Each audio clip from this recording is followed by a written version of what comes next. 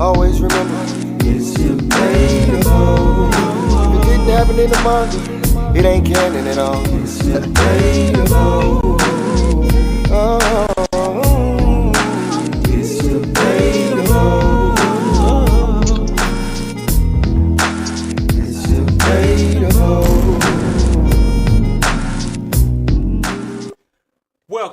Welcome to the Debatable Anime Podcast, where every conversation is a blast and no hot take gets a free pass. You know how we do it every week over here on the Debatable Anime Podcast. Y'all bring to you the most... Why you looking at me like that? You come on with that in. Where they come from? I'm trying to get intros, man. We got to get some intros every week. You missed my one from last week, man. That joke like a 1990s radio DJ. Boy. That's what I'm getting it right now. Got to bring to y'all every week, just like we do with our news, anime news. Searching the worldwide interwebs, you know we find the most up-to-date anime news y'all each and every week. Also, bringing y'all our infamous tier list. Searching through the wonderful world of Gabor to find out some more interesting individuals and monsters from the bestiary from the book that Chris Hayes is writing. You just got a rhyme apparatus today, don't you? Oh, did I? I didn't even realize I did it that time. Wonderful world of Gabor to find out some more. Oh, dang, my bad. I didn't mean to do that. Oh yeah, I'm digging it though. Okay, yeah. So he's Chris Hayes writing the book, so we bring to y'all each week. Got another drop for y'all today. But last but not least, also bring to y'all our infamous hot takes, searching the worldwide interwebs, finding you the most outlandish hot takes known to man each and every week. Y'all know how we do it here at Debatable Anime Podcast. How everybody doing today? Everybody doing all right? Ty, Chris, y'all doing good? I'm good. I think we might have lost Ty. I got to call him back. Oh, okay. Cool. Let's get him back on the line. I know he was having some struggles. He said one of the automobiles in his under his review. And I'm going to call him here and see what we got. Y'all just let us know while we getting Ty back on the line. Y'all let us know if you can see us. Drop one in the chat if you can hear us. There it is. If you can see us. Oh, there we go. We got him back on the line. Yes, sir. All right. Good. We back. All right, we all back. That's what's up. Yeah, we just going to give everybody time to get into the chat. Let us know if you can hear us. Let us know if you can see us. As always, if you're watching this after the video is uploaded on YouTube, Facebook, wherever you're watching this, drop a comment. You know, shout out your city, your town, wherever you're from. Let us know. We love to hear it. But yeah. Ty, you in the chat. I mean, you in now, so everything good on your end. Everything good with you, Chris? How's everybody's week been? Oh, yeah, I'm good. Well, before we got on, Ty, you pretty much you told us a little bit about how your week went, but oh yeah, but I won't complain. Amen. Won't do me no good. Nah, you right. None whatsoever. If complaining would do us good, then I guess everybody in the world would be doing it. Even the most successful people. Even the most successful people would be doing it. So. Oh, you better know it. Consistently, but I don't think it helps them, so it probably won't help us either, huh? Today was my anniversary. I just thought about it. I didn't just think about it, but I just thought about it while I was here. What type of anniversary? Marriage, man. Oh, okay. Hey, man, how many years has that made for you? 12. About 19. 12 years. 12 Jeez. years, dog. You've been married for 12 years? I've been married for 12 years. I thought about this one. I was like, bruh, I've been married for 12 years? God. Yeah, it's a year less than signing. I'm getting old. Wow, dude. Dang. That puts a lot of things. I'm getting old. Did you just put your life into perspective? Like, did it all, when you thought about that, like, dang, I've been married for 12 years, did everything just come full circle to you in that moment? No. Like, no? You just thought about it and then just move on? Yeah, just move on. I can't do nothing about Noah. I mean, there's nothing to do about it. I mean, it's just, it is what it is. Either stop it here or just keep going. Yeah, I guess those are your only two options. Either stop it right here or just keep going. That's crazy, though. 12 years of marriage. Oh, yeah. Congrats. Most folks don't hit double digits. That is true. To get to 12 years, your marriage is kind of it's like a milestone in and of itself. I guess each year, especially after you hit like a decade, that's just like each year is like crazy that you say. They say the first 5 years is the hardest though. That's what they say. That's what people say. I think that the first fight is. I think they lied, but hey, it's all good.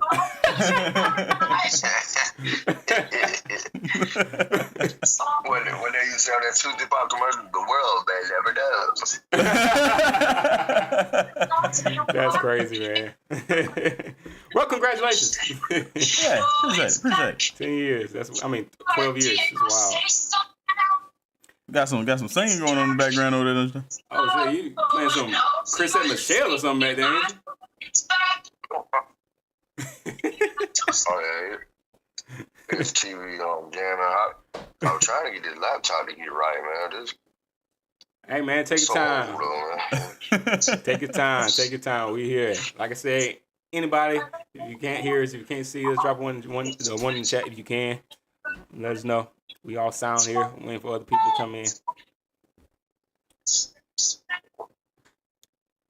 Another thing, we not here at the Debatable Anime Podcast. We're not big. We're not the biggest on like the Halloween or anything like that. But I just figured I'd jump in and let y'all see a little Black Luffy. Yeah, had to come back for everybody out there who've been doing costumes and different things like that for the cosplayers out there.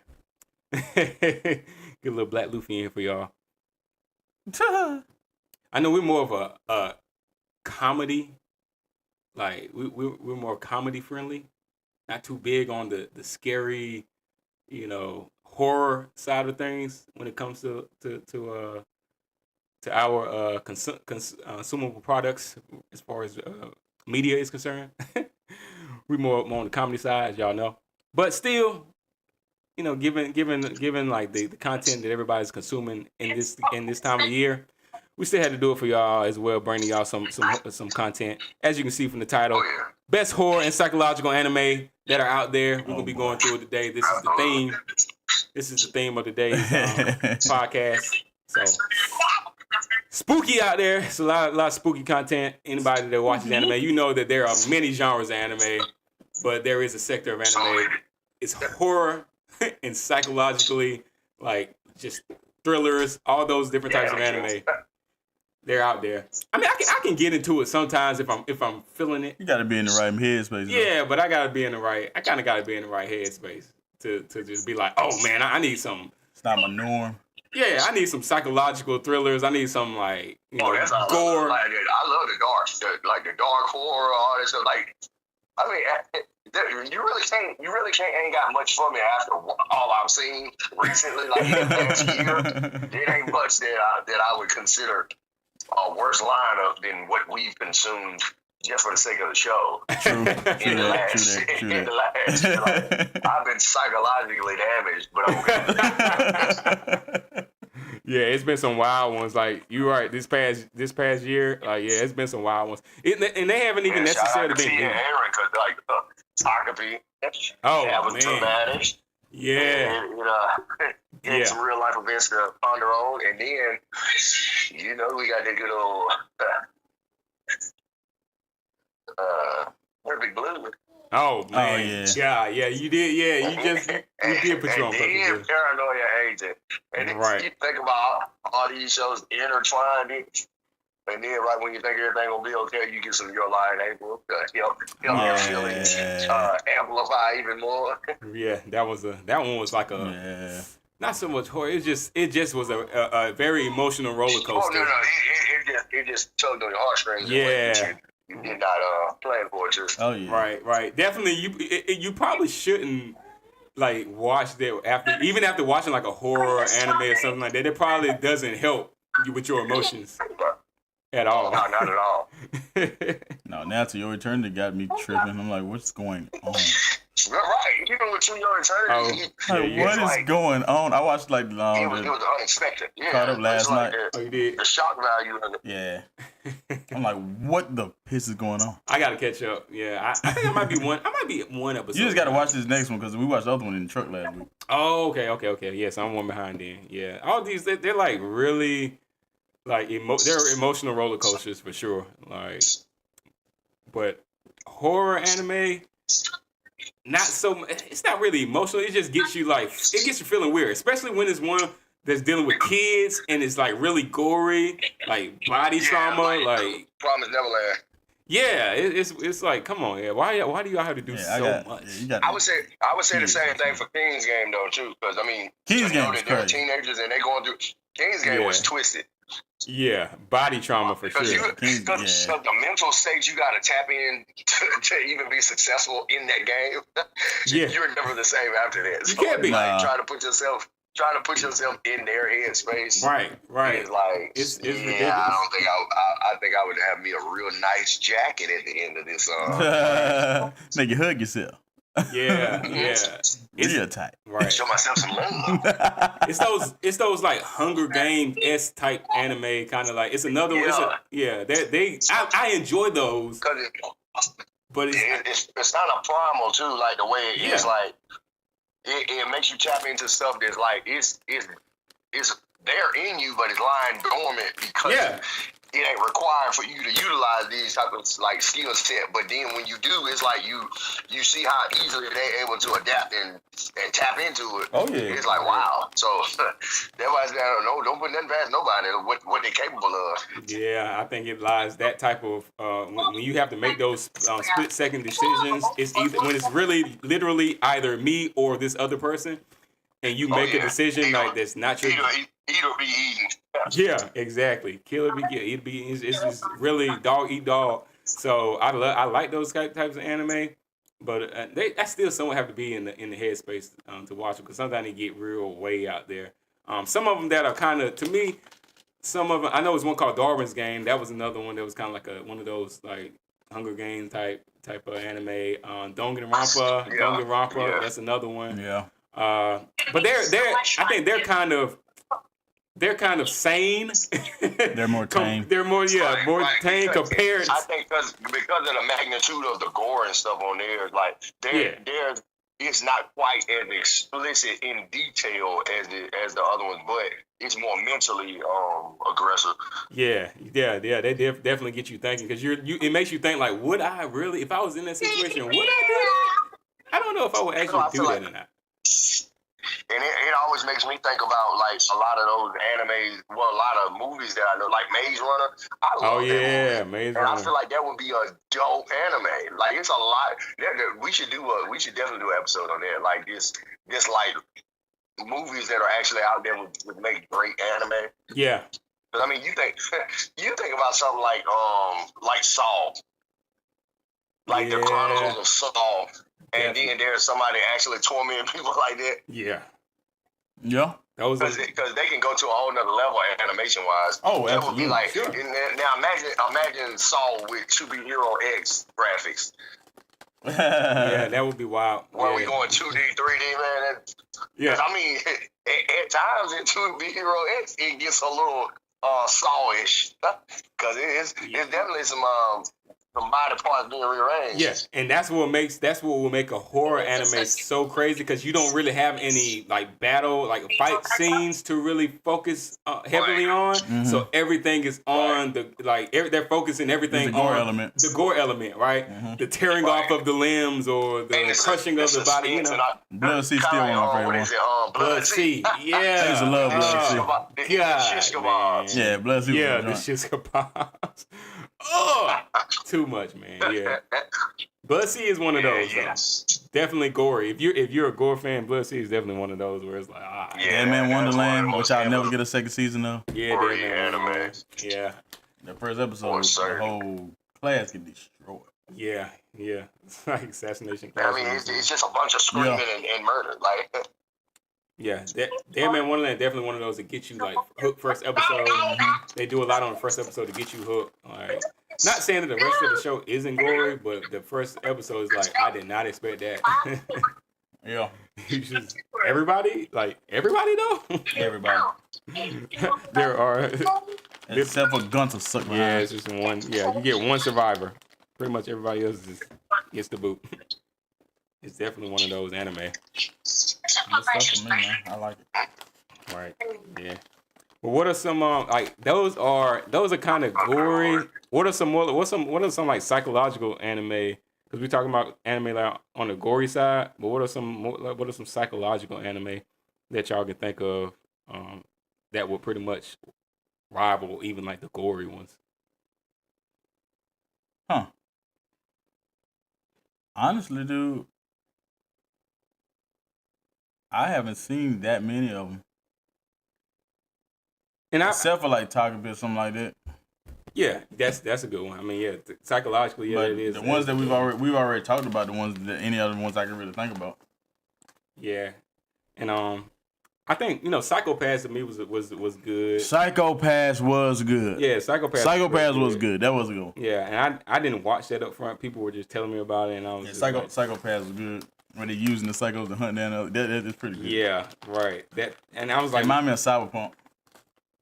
And I've never played Cyberpunk, so that's they actually do that in Cyberpunk. That's what you got with the squad where they always go go get the Did you say Cyberpunk? Yeah. Cyberpunk in certain elements could be a horror. Like it definitely has thriller horror mixed vibes because of like the psychological side of it for sure.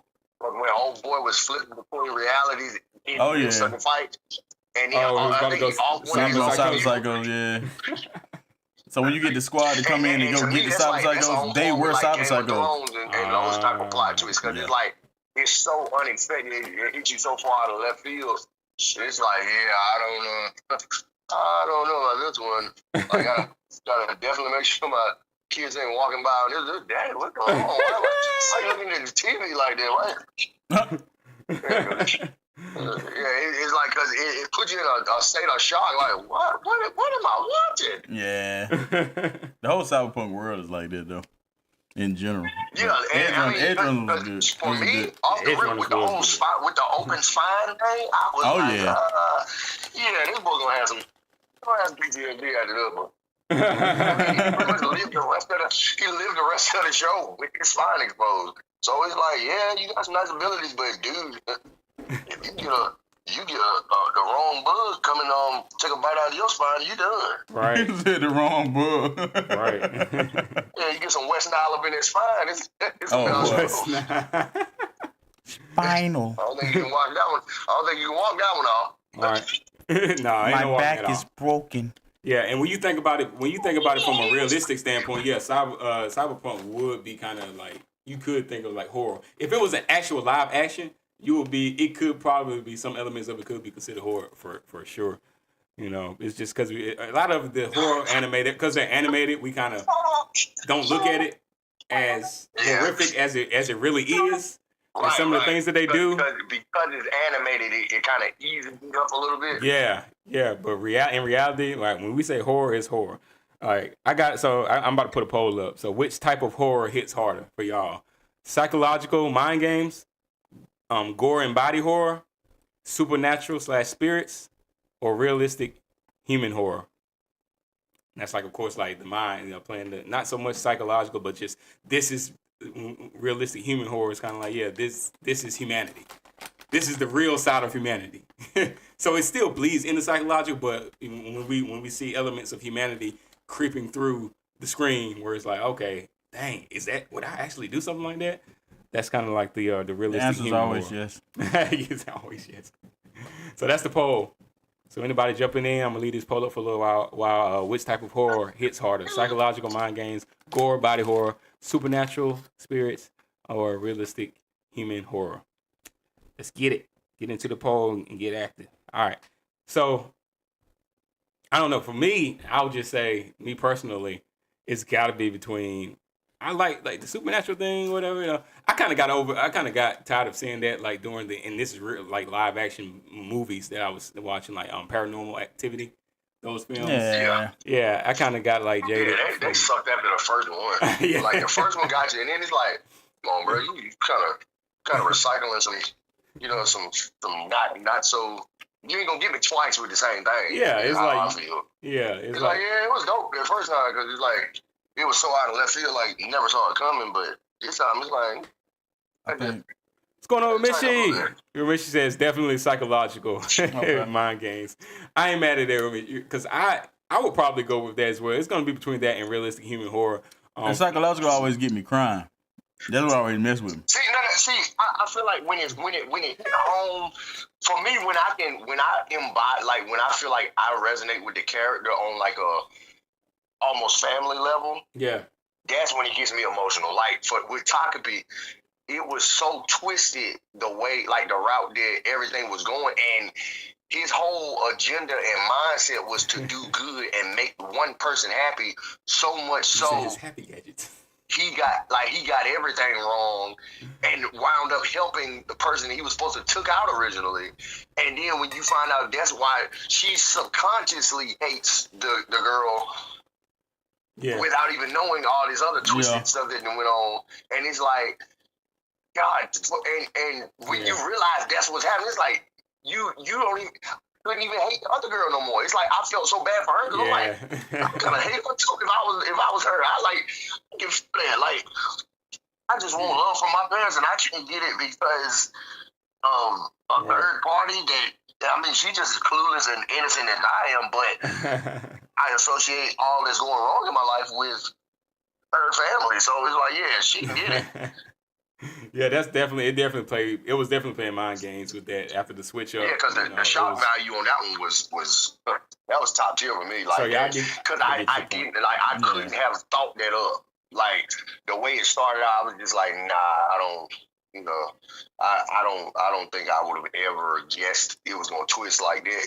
Because I was still like, even going into the next episode, I'm like, wow, this makes so much more sense now. Right. I had to keep stopping talking because it was all in Japanese and I had to read it.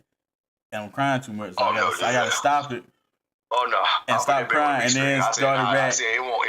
And play it again so I can realize what was said. Because it was too good to just do on the phone, so I went ahead and watched it on the big TV. Yeah, I like my dorm room so my kids would come there seeing me crying. Yeah. So I can see real loud and clear. I like, yeah, we're gonna watch this on the big screen because it's getting real. I come not gonna do. Can we come in? Not right now.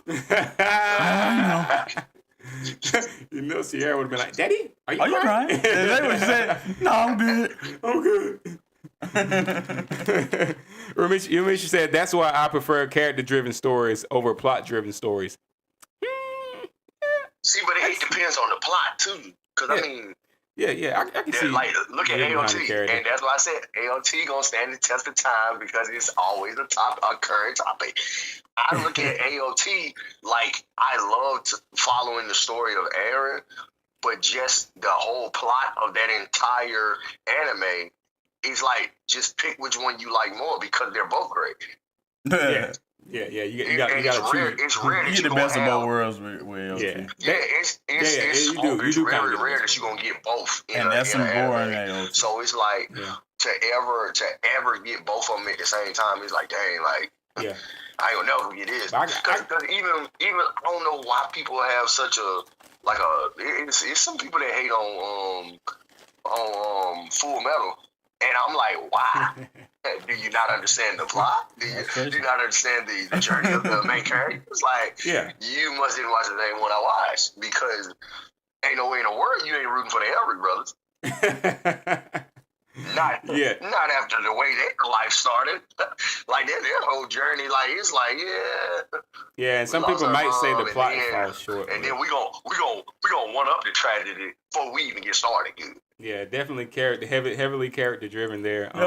But I think with the plot, people have issues with the plot for whatever reason. But I don't understand. That's why I say I feel like the plot picks up definitely to me. Like once they get into like the battle with truth itself. Oh yeah. And actually like that realm that they have to tap into and stuff. I feel like that pushes the story along for me. Like sure. So it's like. I feel like for a lot of like for great anime, it's a even kill. Like you might have more character heavy points, but then you may have where the characters they're not really holding it down as much because the plot itself is taking over and holding you over until we get to another point. It's like the ebbs and flows of it I feel like that's the perfect balance. That's why I say AOT was like the best of both worlds because like you got a little bit of it intertwined throughout the whole thing. Yeah. True. Even their side characters had you fully invested. I mean, come on, we felt pain for Potato Girl, and she was nowhere near a main character. She just let it eat. Yeah. So I know she resonates in me and Chris' life because we love to throw down. So it's like you gonna take out the beloved Potato Girl? Blasphemy. There's no way. Yeah. It's like, nah, somebody gonna plug that hole. She got to survive. But I said, no, that was it. There ain't one sauce leaking out the back of that. No, they don't think they gonna be able to. She won't make it. Gonna put the cork on that one. Yeah, if she came out there live, that would have been a whole nother. You know, I would have probably been like, hey, y'all. And that's why shows like Baki. That's why shows like Baki and King and Ashura are so hilarious to me. And Golden Kamuy. People get shot in the head. People get blown off in the next episode. Yeah, Golden Kamuy, yeah. I'm like, what? I ain't know where you survived it. But I love Golden Kamuy. You're supposed to be dead. Hold your jaw together. What's that? In Baki, I'm like, they come back with a couple bandages and their whole jaw put back together. Yeah. Honestly. Yeah, I'm like, yeah. Some people be like, yeah, we don't kill nobody in our shows. They might bleed and get a whole lot of dismemberment, but nah, they gonna still be alive in the next scene. Yeah. Yeah, but I just think that like psychological. I would agree with Mitch. Like the psychological mind games definitely. I enjoy just like you said, Chris. I understand what you're saying now about like, yeah, it made me cry, whatever. It's like because it's playing games with your mind. It's mind games. Yeah, I just like the back and forth. I feel like it's pulling you into that world in a way. Like the more invested, it gets you so invested in it, you feel attached to the people that's involved. So most definitely. It's hard to detach. And I live for it for some odd reason. Oh yeah. And I feel like that's what drives me back. Like I'm always ready for another one because it's like I'm not necessarily trying to be in disarray and you know just all mentally broken, but the stories are so well thought out. It's like, God, how could I not finish this? Like how could I not watch? I guess it gives me a chance to release those feelings because I don't get to cry on the regular. I don't do that. Oh, nah, I can't be seen. I can't be seen doing that. We got to schedule a time to cry. Exactly. Yeah. I can't be seen doing that. If I'm breaking down, everybody in my house is done. I've cried more from anime than I have like this in general. Yeah. In the safety of my room where no one else is around. Right. Yeah. See, we know. Ain't never me be sitting in the truck stop or in the parking lot, get the boo-hoo, and I come out there. Ain't nobody around like that when I'm watching anime. If I want to, I can cry all I want. Remember, said ain't no death in Baki except for his mom's. Like, yeah, right. Nobody really dies. See, that's the funny part. Like, I know if I ever need like emotional support, I just turn on an anime and tell my wife to watch the scene with me, and she immediately gets emotional. I'm like, oh yeah. I'm like, see, we gonna cry together. She already feel it. We're gonna cry this out together. Oh yeah, because I can go to One Piece and turn on the Marine Void episode now, and she ain't never seen that, but she'd be like, "Why would they do them like that?" I've seen them. Well, she don't even realize. She ain't gonna realize it was all Ace's fault. She ain't gonna clock in on that part. Right? Yeah. Why he look like a donut? Right. A hot donut. A hot, crispy fried donut. That ain't right. Krispy Kreme got the light on. The highlight was on Krispy Kreme. Good guy. Misha said he locked in deep. It must say I cry more for anime characters than real life people sometimes. Good God, oh man. Hey, you know what? He ain't lying. Realistic human horror. You got me questioning my own morals and values right now, Misha, because I think I might do the same thing. Oh yeah. I mean, it's facts. If you're a true consumer of anime, oh snap, it's gonna make you more and more. Man. You can resonate a lot better with some of these characters that's crazy. The real life portion of it, like the way they embody a lot of real life. It's real people. Scenarios, like real life itself is like, like you're in April. Yeah, he's different from me on a level that most people wouldn't because I play piano. So it's like, dang, if I ever thought me playing piano could bring back somebody that I love, somebody that I lost, that I feel like I lost early, and my playing is gonna be what save them. But I couldn't have watched. I don't think I could have watched Your Lie in April. I'm gonna let you before my finish your grandpa passed. statement, Joe, and but then if I'm it's a gonna break real, it down for you. if it's a real person, I think I know where you're gonna go with I'm this break it because down we for don't you. know half of the people that like the celebrities and stuff like that. I'm gonna take you somewhere else. Oh God, he's about to mess with my mind. Okay, but I'm thinking celebrities because anytime you you tell me, oh, such and such just died and they're a celebrity. Of course, I didn't know them. That's but they're a real person, And also, this Michael Jackson was the only one I cared about. Yeah, you did cry with Michael Jackson. I did cry with Michael Jackson died. Oh yeah, I remember. I was a heavy fan of Michael Jackson though. Yeah, but see, I didn't cry because I didn't cry either. actually didn't believe it. I thought it was just like some fake news, like all the other people that they didn't kill that weren't really dead. But you don't really know them. Like it's Yeah, you don't really know. Because the music, you were so attached to the music, you kind of felt like you did. Now, So part of you felt like you knew. Me now, I go back in time and smack the piss out of myself. But you will still cry with an anime character. But it's like the same thing though, right? Because it's like you don't know this anime character, but you feel like you know them. Okay. In a sense, I guess. So with the anime character though, It's almost like you're watching them live. Yeah, it's like you watching the anime character So it's living their life, so you feel connected. like you would a real person. yeah. But why not cry when the real person dies now? Because half the time when the anime You don't character see their dies, journey. you see them. You don't see their journey, and with the anime character, if they had a belief, you feel like they really believed what they was like dying for. They really believed what got them killed, or they really believe. They feel genuine. Yeah. Real people, are they really genuine, or are they just believing or thinking, or were they really living, or were they just believing what they saw from a TV screen or was telling them how to think? Were they an NPC or just a cyborg, pretty much? I don't know. Do you believe Michael Jackson thought he was bad? Oh, he was bad. Oh, he was bad. No album sales told me he was bad.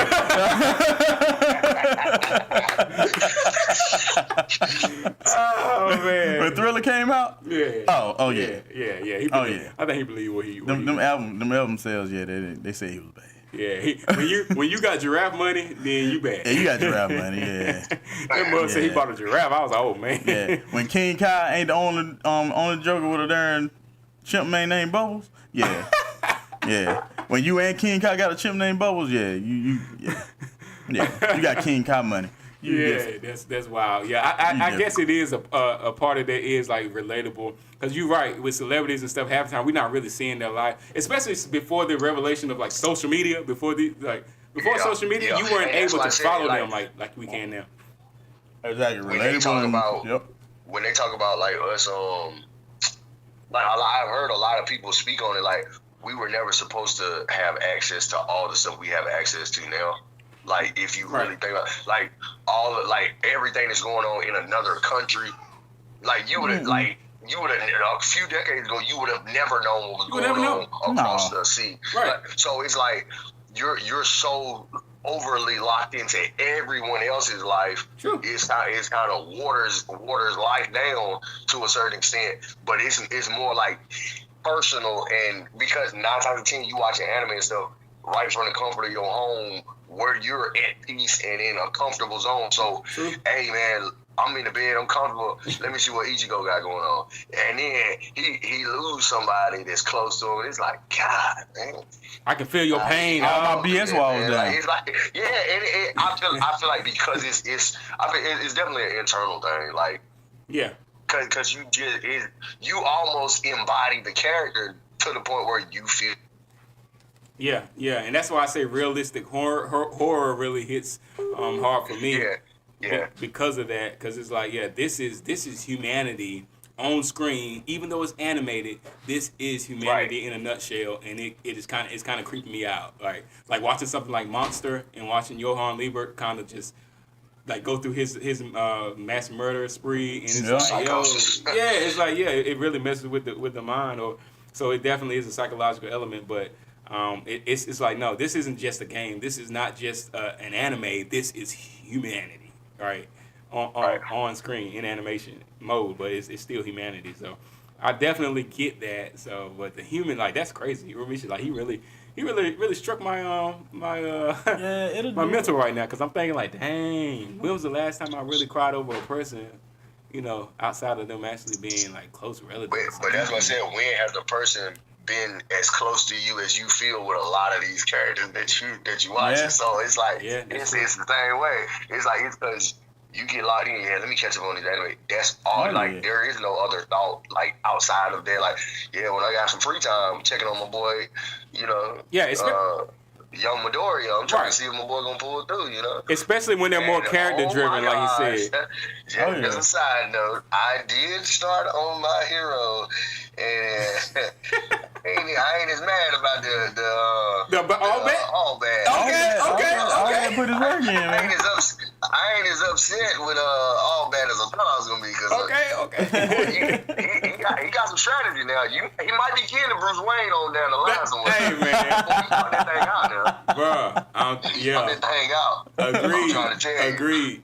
Like he had some contingencies for his contingencies. Boy. Yes. Like, it was. I was like, okay. All Bad now he said I might have He did. to put in some work. I might even get taken out, but he gonna work for this. Yeah. I'm scared to watch the next episode. I stopped right there. I was like, I'm gonna just stop right here and just let it simmer. That's why I said I just watched the first one so I can get a feel for how the transition point, because I went back and watched the end of 7. So when I started 8, it was like it's fresh, like it's just flowing through. Right. And I was like, oh yeah, this. I mean, I don't know. Like I said, I didn't even look into the ending for how it was going to end, like for the totality of the show. Right. But as long as they give me that same energy they providing in the beginning like this, I can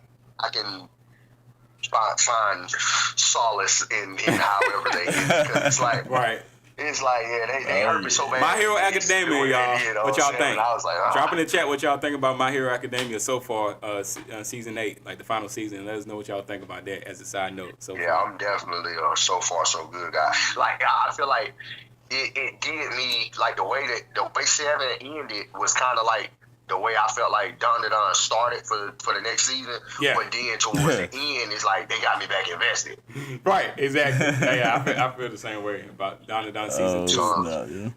For me, kind of slow, like not bad first episode or whatever. But then as it went into the season, it was like, and then they picked back up at the end. So I was like, I'm waiting to see what happens next season, as opposed to like My Hero Academia left off season 7 on a low note, but picking it up on season 8 on a high note for sure.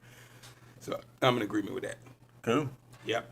All right, so I guess, man, we can move on. I'm gonna keep the poll up while we go into our anime news for today. Y'all just jump into that. Anybody just coming into the chat? If you're coming in, if you don't want to, if you can't stay long, at least jump into that poll and let's get that poll popping.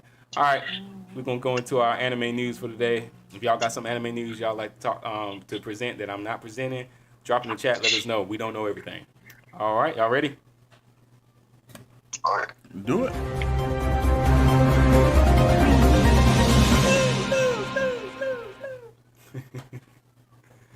Oh yeah. All right. So, major headline, of course, Chainsaw Man, the Resi Arc. We already know. We got a report on it. We're not going to compare it, but we're going to report.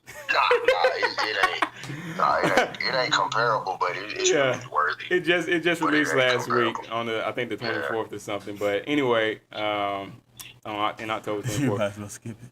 But it's dominating global box office, right? Crossing over 100 million worldwide and earning praise for its animation and emotional storytelling, solidifying Mappa's comeback after earlier criticism. All right, so people were tripping saying that, Ufotable's doing that thing with Demon Slayer Infinity Castle, but what about Mappa? Mappa's been kind of falling off recently, but Chainsaw Man has come and redeemed them in that they crossed over 100 million worldwide, so that's not bad. I think it was like 7 million in US for the opening weekend in US, which has only been out for a week. So we did get those numbers in. I think they made like 7 million for opening weekend in the US, which isn't terrible. I'm trying to go and see it like within the next week or so. I'm sorry. I know 17 million. 17 million. million. Sure haven't watched before. I know what you mean. I said 7, but I meant 17. I'm sorry about that. 17 million opening weekend in the US. So it's definitely not too bad. But worldwide, 100 million worldwide. But it's not bad. Not bad. No, not bad. Even though Demon Slayer Infinity Castle in U.S. opening weekend, they got like 70 million. Hey. You said you weren't going to do that. 70 million. Oh, Demon Slayer. Yeah, it's two different worlds. U.S. I'm sorry, I had to. I'm sorry. Next. Next. Okay. All right.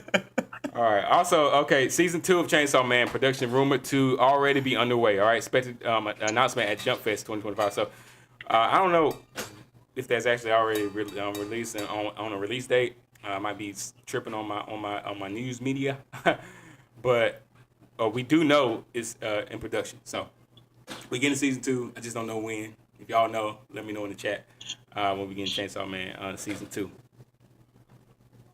All right, some upcoming and confirmed projects that we have. All right, Mamoru hosted us new film Scarlet is set for Japan release November the 21st and international release in December 2025. So another anime film, Scarlet, that's gonna be out there. If y'all know anything about that, drop it in chat. If you're watching this after the video has already dropped, then let us know what y'all know about Scarlet. I don't really know anything about that film, so get us up on that.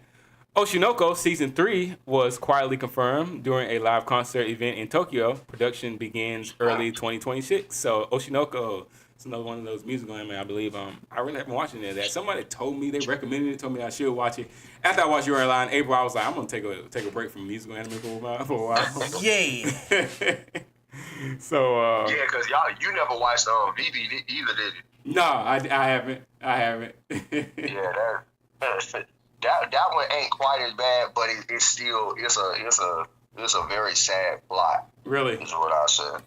It's like the main character really is going through it. Yeah, and it's like cyborg / human emotion states and stuff. It's almost like old boy from iRobot. It's like you trying to. You don't understand what emotions are, but you know what your rules and regulations are that you got to comply with. So it's like you conflicted at all times. The main robot.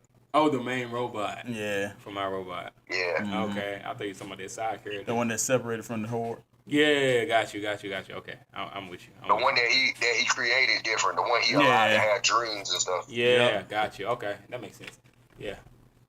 Yeah, I don't know. That sounds pretty interesting. I might give it a check. I might check that out. Oshinoko, I think is more like happy-go-lucky type anime, if I'm not mistaken. But I don't think it's whimsical. Well, I think it starts off a little heavy, and then it kind of because there is if I'm not mistaken, like there is a death that takes place. I think things kind of pick up after that.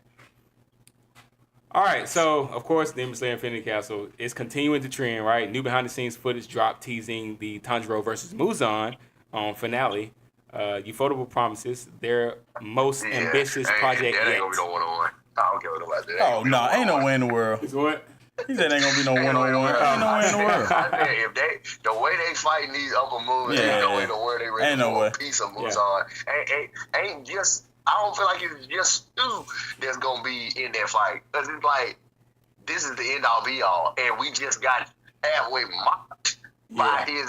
They gonna have to jump Muzan. I don't believe upper one. We know upper one isn't even gonna be a one-on-one fight. So they gonna have to jump Muzan like the daggone Z Fighters did, like the Z Fighters did Piccolo. So you already know they gonna have to jump everybody else. Like the Z Fighters did Piccolo at the end of Dragon Ball. They just jumped in there and start stomping on him. A-Town stomping on him. Dang. Y'all know good way, it ain't no fair fight. I just jumped in there 10 and out and jumped in on. Yeah, Ramesh said he's gonna binge watch, so he's gonna wait till My Hero Academia is over. Yeah, just know you got some heat coming for this episode. We ain't gonna ruin that for you. Yeah, that's why I said I'm gonna binge it too. So that's why I said I just needed that first one to kind of ease my mind from for sure last season. So it definitely has me like more in anticipation of it now than dread. Because at first I'm like, bro, like, just leave me alone. Yeah, I'm going to be watching this to hurry up and get it over with. But I'm actually excited now for the remainder of Season 8. Speaking of Dragon Ball, CJ done started watching Dragon Ball Z now. Really? That dude, I've been watching that with him. He just got to the point where that Nappa got fried by Vegeta. Oh, really? Vegeta just killed him. right before we walked over here. Oh, he saw it? Yeah, he saw it. He was like, but how he gonna become a grade 8? Because he done played the game. Oh yeah. And in some of the games, Nappa changed to a grade 8. I was like, buddy, Nappa never became a grade 8. Like this is the end of Nappa's story. Nappa's gone. Nappa gone. Like, Nappa gone. See, and you know what would be good for him though, if he could play like the originals, like the original Dragon Ball Z. Oh where yeah. you got the scanner and you got to go find the Dragon Yeah. Ball. Oh yeah, Budokai. He would love that adventure. Oh yeah, he probably would. Yeah, that would be fun for him. I think he really enjoyed that. Yeah. That would be a good one for him if we can find that in the archive somewhere. He don't mind retro games, so it's sad that that's a Yeah, it is Dang, retro. man. Like Budokai 2. Like, PS2 era, man. Tenkaichi, all that. Yeah. Yeah, that stuff is like, oh, that's dated. was watching. Then I'm like, Hey, look, if you remember playing, like, if you remember the old, it's vintage. Like, if you remember Budokai and Tenkaichi, like the Dragon Ball, the OGs, not the new joints, like the OG Dragon Ball Z games, Budokai games. Drop it in the chat. Let us know. Let us know if you enjoyed them. If you despise those games. If you ever played it, let us know in the chat. His son is on watching Dragon Ball Z. That's good though. That's good. He need to start off with the grandfather. Oh yeah. With the godfather of Shonen. Oh yeah. That'd be good. He's good on it. He's not really starting off because he watched Naruto. So yeah, he watched Naruto already. yeah, but still though, there's still a good like second. Oh yeah, it's a good second anime to watch. Yeah, Dragon Ball. I forgot how daggone much trouble them jokers had with Nappa back in the day. Nappa was putting in work. Yeah. See, that's what I said. Nappa won't no slouch. Oh, He was just stupid. He just got did dirty by his boys. Vegeta. He did. Yeah, he's just like he never respected it. He won't go never do nothing no more because Goku had already broke his back. I'm gonna be the Goku broke his back. He did the kill cam.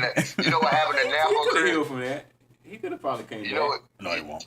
Chris? You know what Vegeta did to Nappa? The way he did him dirty. Yeah, That's betrayal. exactly. Exactly. I called it out last week. Yeah, That was one of the ones that was early. I was like, that's betrayal. That- Like, that was dirty. That was That's definitely. pure betrayal. He did not see it coming. No.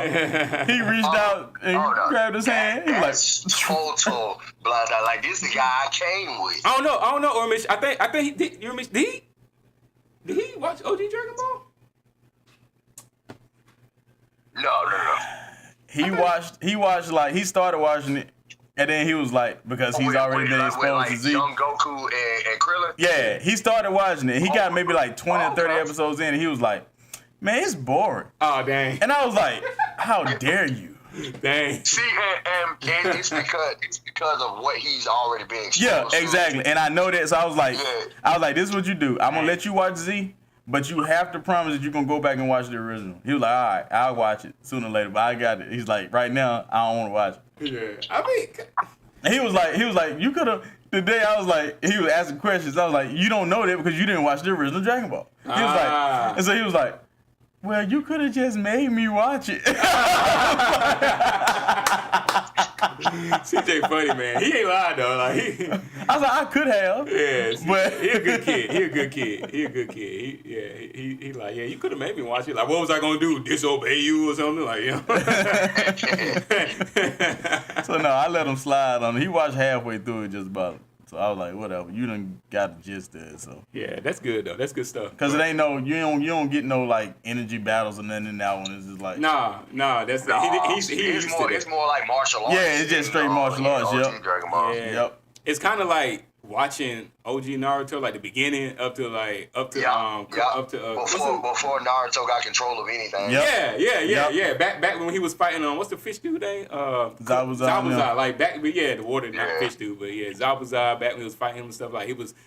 Of course, they were using their abilities to an extent, but it wasn't crazy. Yeah, it was real basic. Nah. You were like, these some ninjas. They ninjas. They ninjas for real. Stuff. Exactly. Yeah. So it's like watching that then jump in the Boruto or something. Like, I feel like Naruto did us a disservice though, because the more I think about the old Naruto, they mentioned and named and introduced so many characters that have such deep backstories tied to where they're from. Yeah, like Zabuza was one of them ones. Yep. He was one of the seven, one of the seven swords or something. Yeah. And Kisame was too. Kisame was too. And Yeah. I'm like, where the other five? Right. They never capitalized on that, right? I was always waiting to see them like just appear out of nowhere, like, oh, who is this? Oh, this one of them.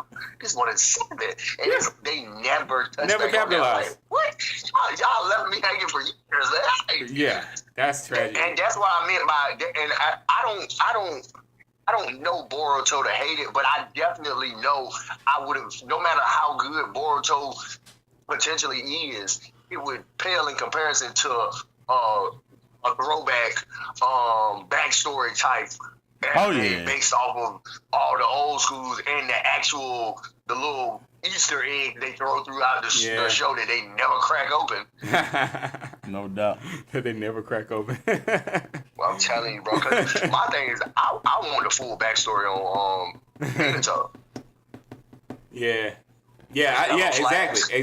I would definitely want to see a Minato backstory, like 100%.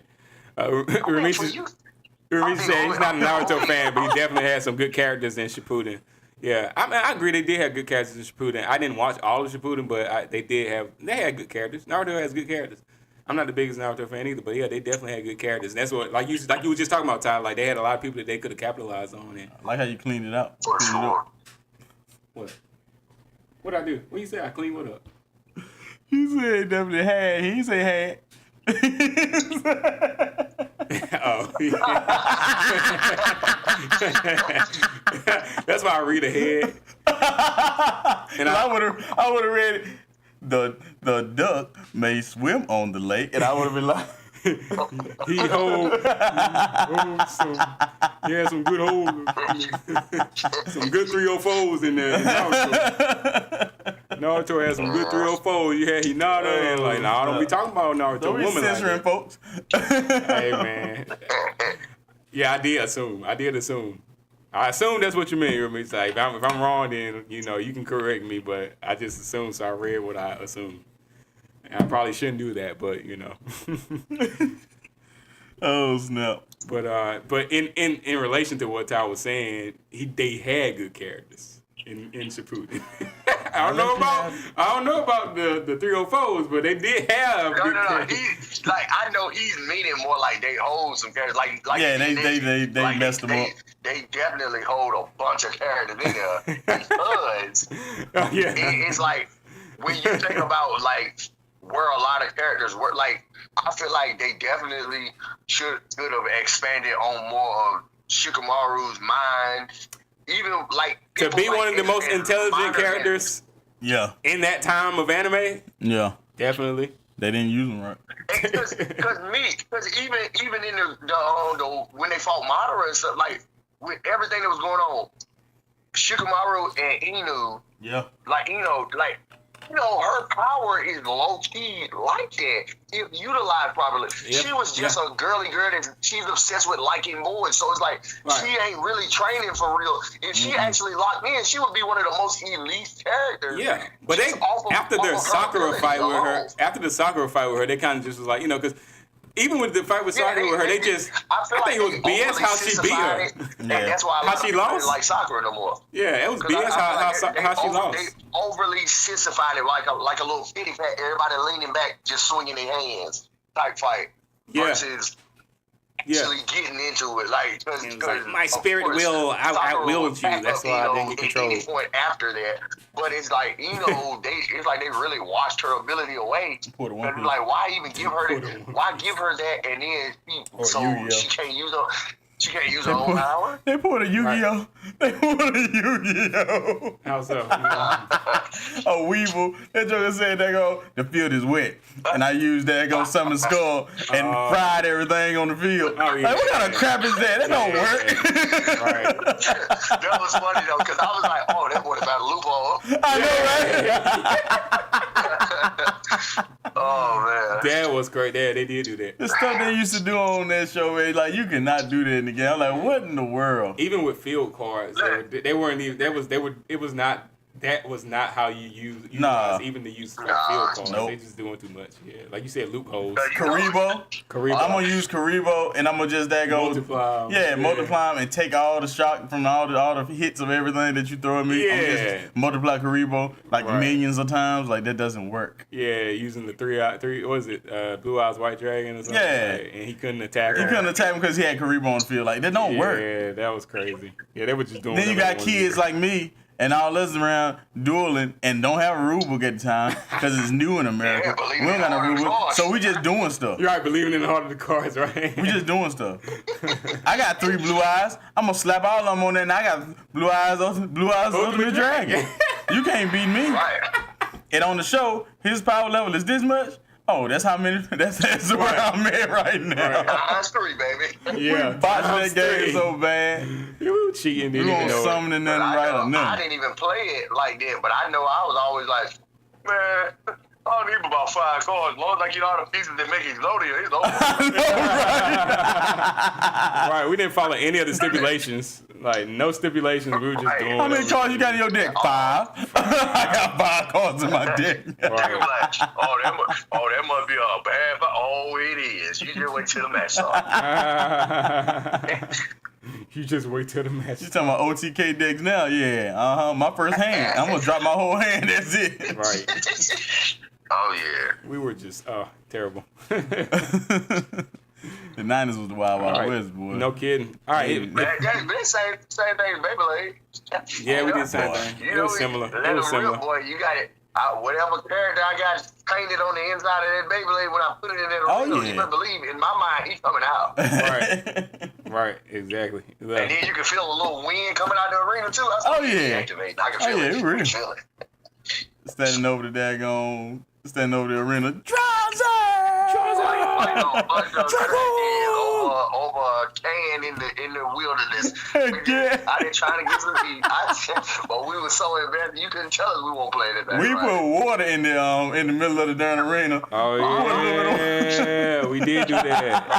And don't let it do something that it did on the show. Exactly. It spark a little bit and then it go on the side of the arena and slide around, come back down. Oh, yeah, we think it's real, boy. Yeah, it's real. You ain't telling me nothing is real. Beyblade. Oh, boy. Beyblade was like that, though. They Oh, had yeah, like Beyblade 5 different reinstallments of Beyblade Oh, since yeah. then. Like, Oh, and yeah. I've only watched. No, I haven't watched any of the news. I watched so many of Was them. it Burst and CJ Beyblade? was in the Beyblade hard back when he was young. I remember. Yeah. Beyblade Burst, Evolution. Beyblade. Then it was like 3 more after that. Dang. So Beyblade was like still popular. Oh, yeah. Dope. Oh, yeah. Yeah. Yep, they breathed new life into it. And the Beyblades they got now are so much better than the ones we had. Yeah, I remember. Oh, boy. I tried to use my old one, dude. It's so light. Just getting popped. And it's getting destroyed. I'm like, what in the world? My bit beats flying out, and I'm like, well, your bit beats. We don't use bit beats no more, Daddy. Yeah. Huh? I think this was CJ It's like, start. how you know who up in there then? Right. But- See, that's how you know it's young versus the old. Because I know my first question. No. Nah. If I can't bring the beast with me, then I don't think I'm in this fight. Right, exactly. I had to get right. I had to get a Doom Sizer. And I was like, yeah, I got that dude. I was like, oh, yeah, now I'm right. Because I remember, I think that's when CJ first started getting cocky when y'all was playing Beyblade. And he was like destroying you because you had the old. I had the old one, yeah. Yeah, I started seeing that look on his face. I was like, oh, this boy getting a little cocky for real. And Chris was like, oh, yeah. Little boy, do you realize you don't have money and I do? That's when you went and bought the Beyblade and he started destroying him. CJ's face was just like, oh my God. He was like, wait a minute, I can't upgrade. Right. I thought I was like that, but never mind. Right. Yeah, my daddy was trying to show me some love, and I took it too far. I took it too far. Yeah. I spent so much money on Beyblade back in that time, dude. Just to destroy your son, just to teach him a lesson. Just to teach him a lesson. And then he started figuring out like what pieces like go to what. So he started building his own. I couldn't handle them no more. Oh, okay. Okay, so he did. He got back. He got back in the end. All right. Okay. Got his cocky streak back. Oh yeah. All right, y'all. If y'all have seen the Tanjiro versus Musan finale, I haven't seen any footage that was dropped, but apparently there was some footage that dropped on that the Tanjiro versus Musan the finale. So if y'all have seen that, let us know in the chat or in the comment section after you watch this. Some more anime news as far as like upcoming and confirmed projects. Naruto 99 Global Voting has event tease. A new Sasuke and Itachi special episode has been hinted at for 2026 as part of the franchise's 25th anniversary celebration. So I don't know. Oh, shit, crap! Give me one of those throwback guys. Let's do a rerun. Oh man. What is it? He said rerun. I started doing. What's God, happening? what's happening? Oh my God, really? ADC2, what's good? What's good? He says, ADC ADC. said CJ was like Pikachu. Oh, man. Heck yeah. That's a good one. That's a good one. Yeah, the comeback kid, for real. Yeah. The comeback kid. She said, I'm not going to take this line now. I got the strongest future I've seen in my life. Yeah, he got the strongest Pikachu ever. But yeah, no, I'm in agreement, Ty, with the Naruto 99. Yeah. But yeah, I don't know. Sasuke and Itachi, special Sasuke and Itachi episode. I don't know if I would actually even really care to see that. I feel like I wouldn't care to see it because of it. I feel like they ended it good. Like the way their stuff ended, like why mess with that? Like what you gonna revise the same fight? Because I mean, otherwise you just probably just like, flashback stuff that happened. Like I think we got enough flashbacks. Yeah, I think we got enough flashbacks at that final like exchange between them. I think we got enough flashbacks in that whole sequence. But I'm pretty sure they're probably just gonna go back and show some stuff that went down with them back when they, I guess when they were younger. But I'm not really. I can't say that I'm excited to see that. No one is. Yeah, if you are, drop a comment. Let us know if you want to see Sasuke and special Sasuke Itachi episode. Prove me wrong, but I don't think nobody wants to see it. I don't think nobody wants to see it either. All right, we got some recent announcements. One Piece, of course, has announced a 3-month hiatus. Yes, I got time to catch up. No, well, not until January. January to March. January through March. Still got time to catch up. Yeah, you will have time because I thought you. But you doing pretty good. You in whole cake. I'm in whole cake. You're pretty much about to be out of whole cake. I'm about to be out of whole cake. Yeah, you're about to get another. You're about to get another OP too soon, I think. Depending on where you are. Nah. So Big Mom's like chasing them or something. Yeah, they back at the ship. They at the ship. They back at the ship. I was watching last Everybody night. back at the ship. Luffy them just getting back To the ship. Okay. All right. Luffy just flamed his hockey out. So yeah. Oh dang. Yeah. Okay. Yeah, he getting there. He about to fight what's his name? Not Kisa. What's his name? What is he? I don't want to say. He got the freaking. Mochi. He got the freaking Big Mom's son, the one that got the observation hockey. He can see. Oh yeah, Katakuri. Katakuri, yeah, that's his name. Yeah. I didn't want to say nothing. Yeah, I know. Yeah, the Mochi. He about to fight Katakuri now. Okay, so At the ship, yeah. Yeah, They about to go back into the mirror world. You still got a little while. But Yeah, I got a little bit. Yeah, they going back into the mirror world again now. So Just about to fight, Yeah. You got quite a while. Yeah, but I think you about to get another soon. You probably about to get another OP. So I like this one. I like it too, but the next one I don't think I like too much. Then the one after the one you about to get to Is a good one. Is a real good Okay, all right. It might be the next one though. All right, I like this one. Superpower, I like that.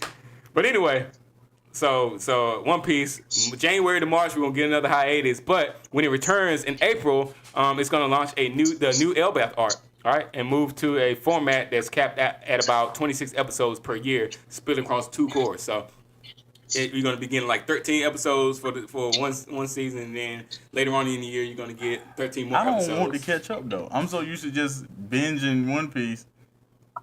Well, you're gonna, yeah. I mean, but that's the thing. You're gonna get. So for 2026 we're gonna get 26 episodes. So just however you wanna. That's enough. I'm used to watching 26 episodes in a week. Hey man, that's the thing about catching up. I think that's where it hurt. It's about I think that binging. was like soul crushing for me once I caught up on One Piece. I didn't know what to do with myself. Like That's the negative to binging. No, I know.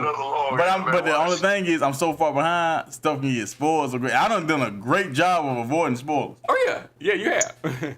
Which is amazing. Don't look up. I know, right? I can't look up. Oh, hold up. Okay, all right. Pedro. What about Pedro? What about Pedro?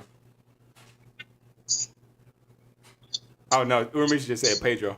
So Nah, I know Pedro. Oh, you talking about Pedro from? I know Pedro. you say you know Pedro? Yeah. Okay.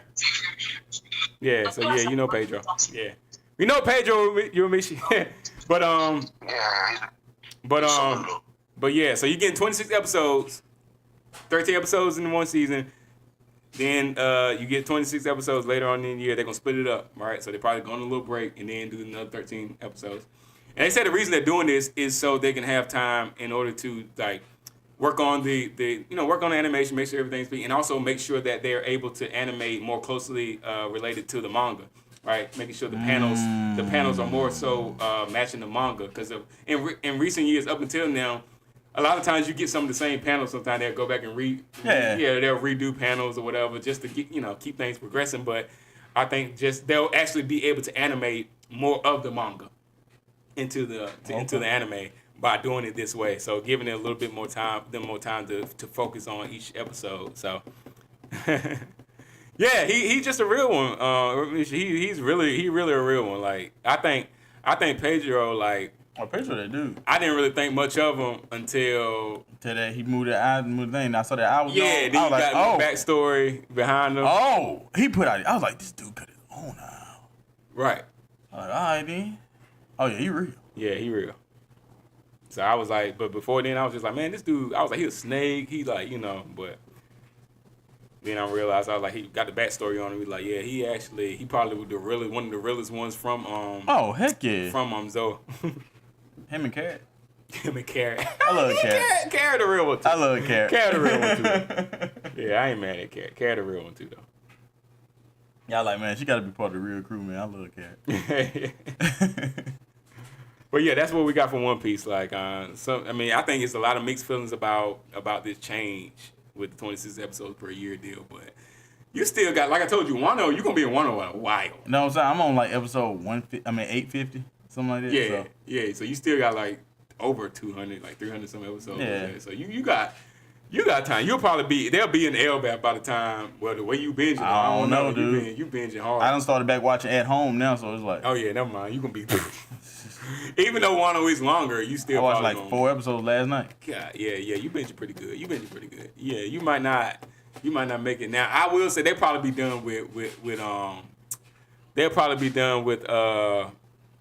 Egghead. Like by the time I get there, yeah. Yeah, they'll be done with Egghead, like Doug, cause I know you're only watching Doug. So yeah, they'll probably be done. Oh, I only watch Dub. I can't. Nah, yeah, I can't. They'll probably be done with Dub and Egghead by the time you get to catching up to LBAF. Yeah, by the time you get there. So yeah, so just know April next year we getting LBAF. I'm ready for it. I haven't been reading the manga, but I've seen enough of it and heard enough. Aaron said the Minx top tier. I like the Minx. I did not hate Zoe. Oh my god. I like Zoe. I don't know, like I was down with Zoe. Yeah. I don't know, man. I wasn't a fan of Zoe. Like, the only thing I think the only benefit to Zoe for us for our viewing pleasure was the fact that we got some more info on 200 episodes. Yeah. Huh? It's pretty much. I got tired of freaking maybe not quite, but it's pretty much, yeah. I thought that freaking It might be. I don't know. what's name was long. Just Rosa? No. One was long. I know Just Rosa was like 100 episodes. Yeah. Like 120 episodes. Yeah, one Dress Rosa was I got sick of Dress Rosa. repeating type stuff, but yeah, one of I mean, you ain't got the Wano yet, right, Chris? No, not yet. I'm getting I'm still in whole cake. Yeah, Wano was definitely worth every episode. So I'm like, he's saying what he's saying, and I agree. Okay. Yeah, Wano. Okay. You gonna overly invest into Wano? Okay, long as I don't get sick of it like I did with Dress Rosa. Nah. No, Dress Rosa is like they go into repeating stuff too much. Yeah. Wano is like a full brand new story. And there are more like in Dress Rosa, there weren't enough side character backstories that were really. I got sick of Ghettos. Relevant to Ghettos got on my nerves hopping around on that one leg. Yeah, he pissed me off. And they were gonna fix his leg or something. He just hopped around for the rest of his life. Like, oh no, we got a debate. We got the debate. Like a stilts or something. Yeah, stilts is all right. We got a debate in the chat. ADC2 said Wano was trash. Wano is trash. Misha said, "Is it worth every?" I think we ain't taking ADC into consideration. He ain't finished the anime ever. Come on, man. I think he didn't see his anime. He ain't saw nothing. He ain't saw none of them do. He can't tell me if it's trash or not. He ain't finished none of them. He caught up on One Piece for sure. Yeah, he caught up on One Piece. But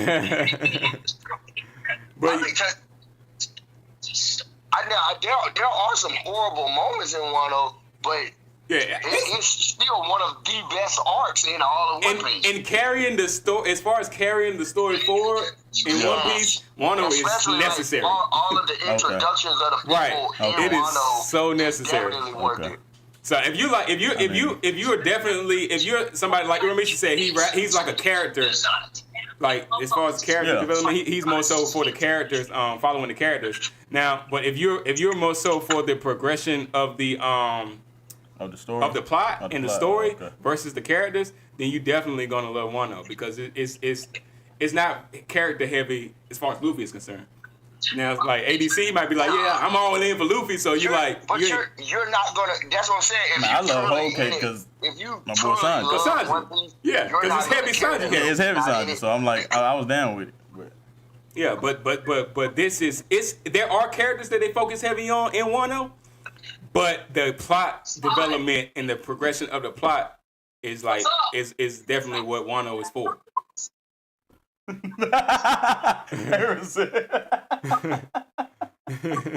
What Naruto take?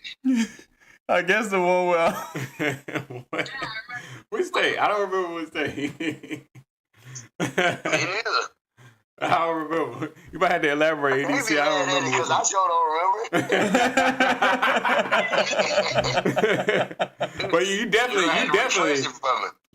need Wano. Like I don't think you really need it. Oh, he said the plot was great, but the characters was trash. He said. No, I can agree with that because there are some next level. So characters. But I just feel like for the entirety of their arc was fire because it's like every. Especially like he character driven.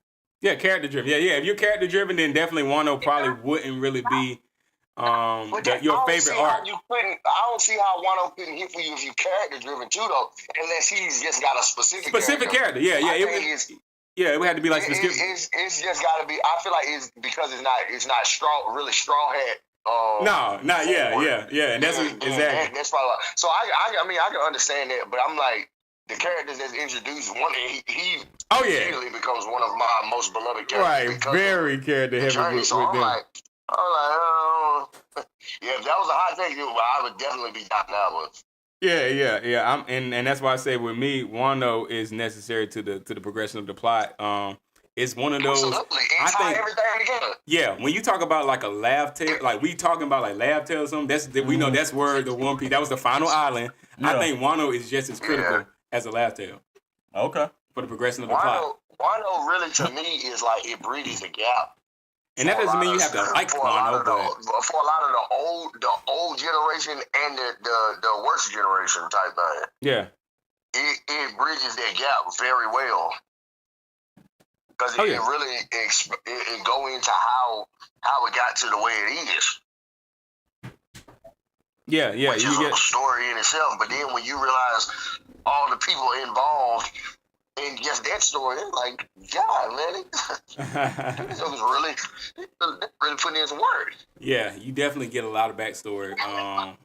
And as you said, there are many different characters in the Wano arc, but they're streamlining and focusing on specific people. And if you're not fans of those people, then you probably would be like, Wano's alright, you know.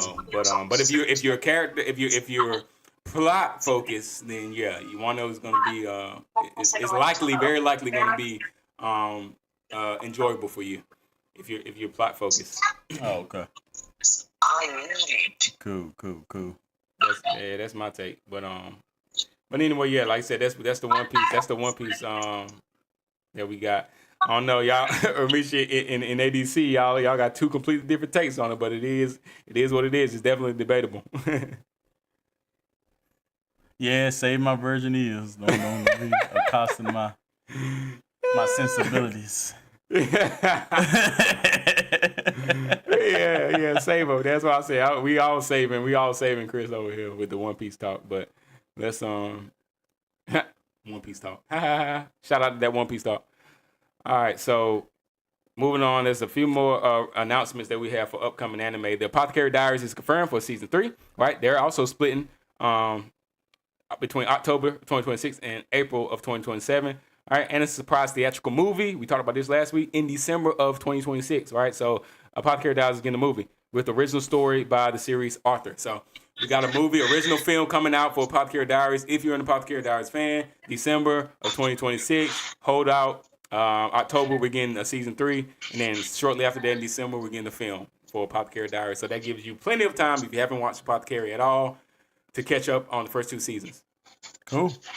Yeah, I'm gonna go ahead and binge it. Yeah, like I said, it's good. Of course, it's not a battle anime. It's not like, one of those shonen battle anime. And that's why I said y'all still need to watch My Happy Marriage too, because that is fire. Yeah, I did. Yep, y'all, you did recommend My Happy Marriage. Is that one on Netflix or something? Yeah. Okay, yeah. I'm definitely gonna watch it. And I seen some new ones that I'll probably mention next week when we do like anime news, because it is. If I just need to write it down so I can remember to pull up the info on it. But yeah, it's a couple that I don't think nobody know about, but they gonna know about them real soon. Okay. Yeah, definitely bring those to the table for sure. All right, and last bit of news here, then we're gonna wrap up the anime news for this week. We got JJK, of course, they released a compilation film, The Execution, which is covering the Shibuya and the Shibuya incident in Japan and U.S., and they set up for season 3, which we know will be beginning January of 2026. So we only got a couple months, and we're gonna be getting JJK season 3. So everybody just hold out. We're gonna be able to you're gonna be able to be getting into that very shortly here in the next couple months. JJK gonna be back on everybody's radar. All right. If there's any more news that y'all got, y'all wanna actually drop before we end this segment. And I think that's it. anything, Ty? You got anything? Or you said you got some stuff you're gonna bring next week? Yeah. Cool. All right, so anybody else in the chat, if y'all got anything some that's newsworthy that y'all want to drop in the chat that we didn't discuss, then let us know so we can be up on our game as well. But until then, we're gonna be ending our anime news segment and moving on here with the show.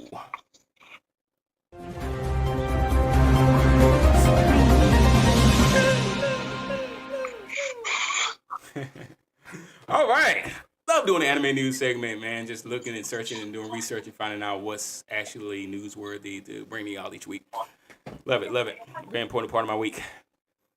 But also, one of my favorite parts of the show is when we actually have a Gibor drop for you all, and we do have one today. We have some.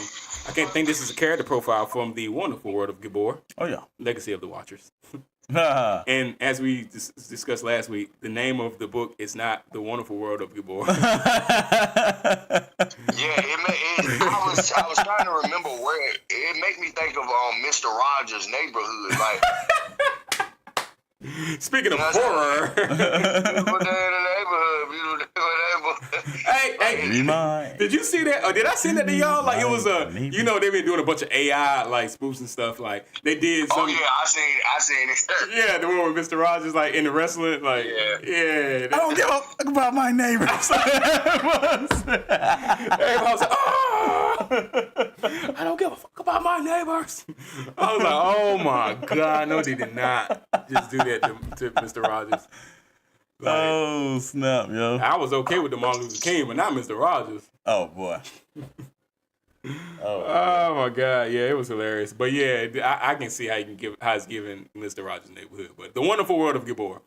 I just say that because I be thinking about Disney. Yeah, The Wonderful World of Disney. Yeah. For some reason, when I hear Gibor for whatever reason, but Gibor Legacy of the Watchers is the name of the novel, the book that Chris is writing. We're doing character profiles, drops, and bestiary drops. There's a bestiary in the world of Gibor, and we're doing drops from that bestiary as well each week. So this week, I think we have a character profile. Oh yeah. I'm gonna pull that up real quick and get into the character for this week.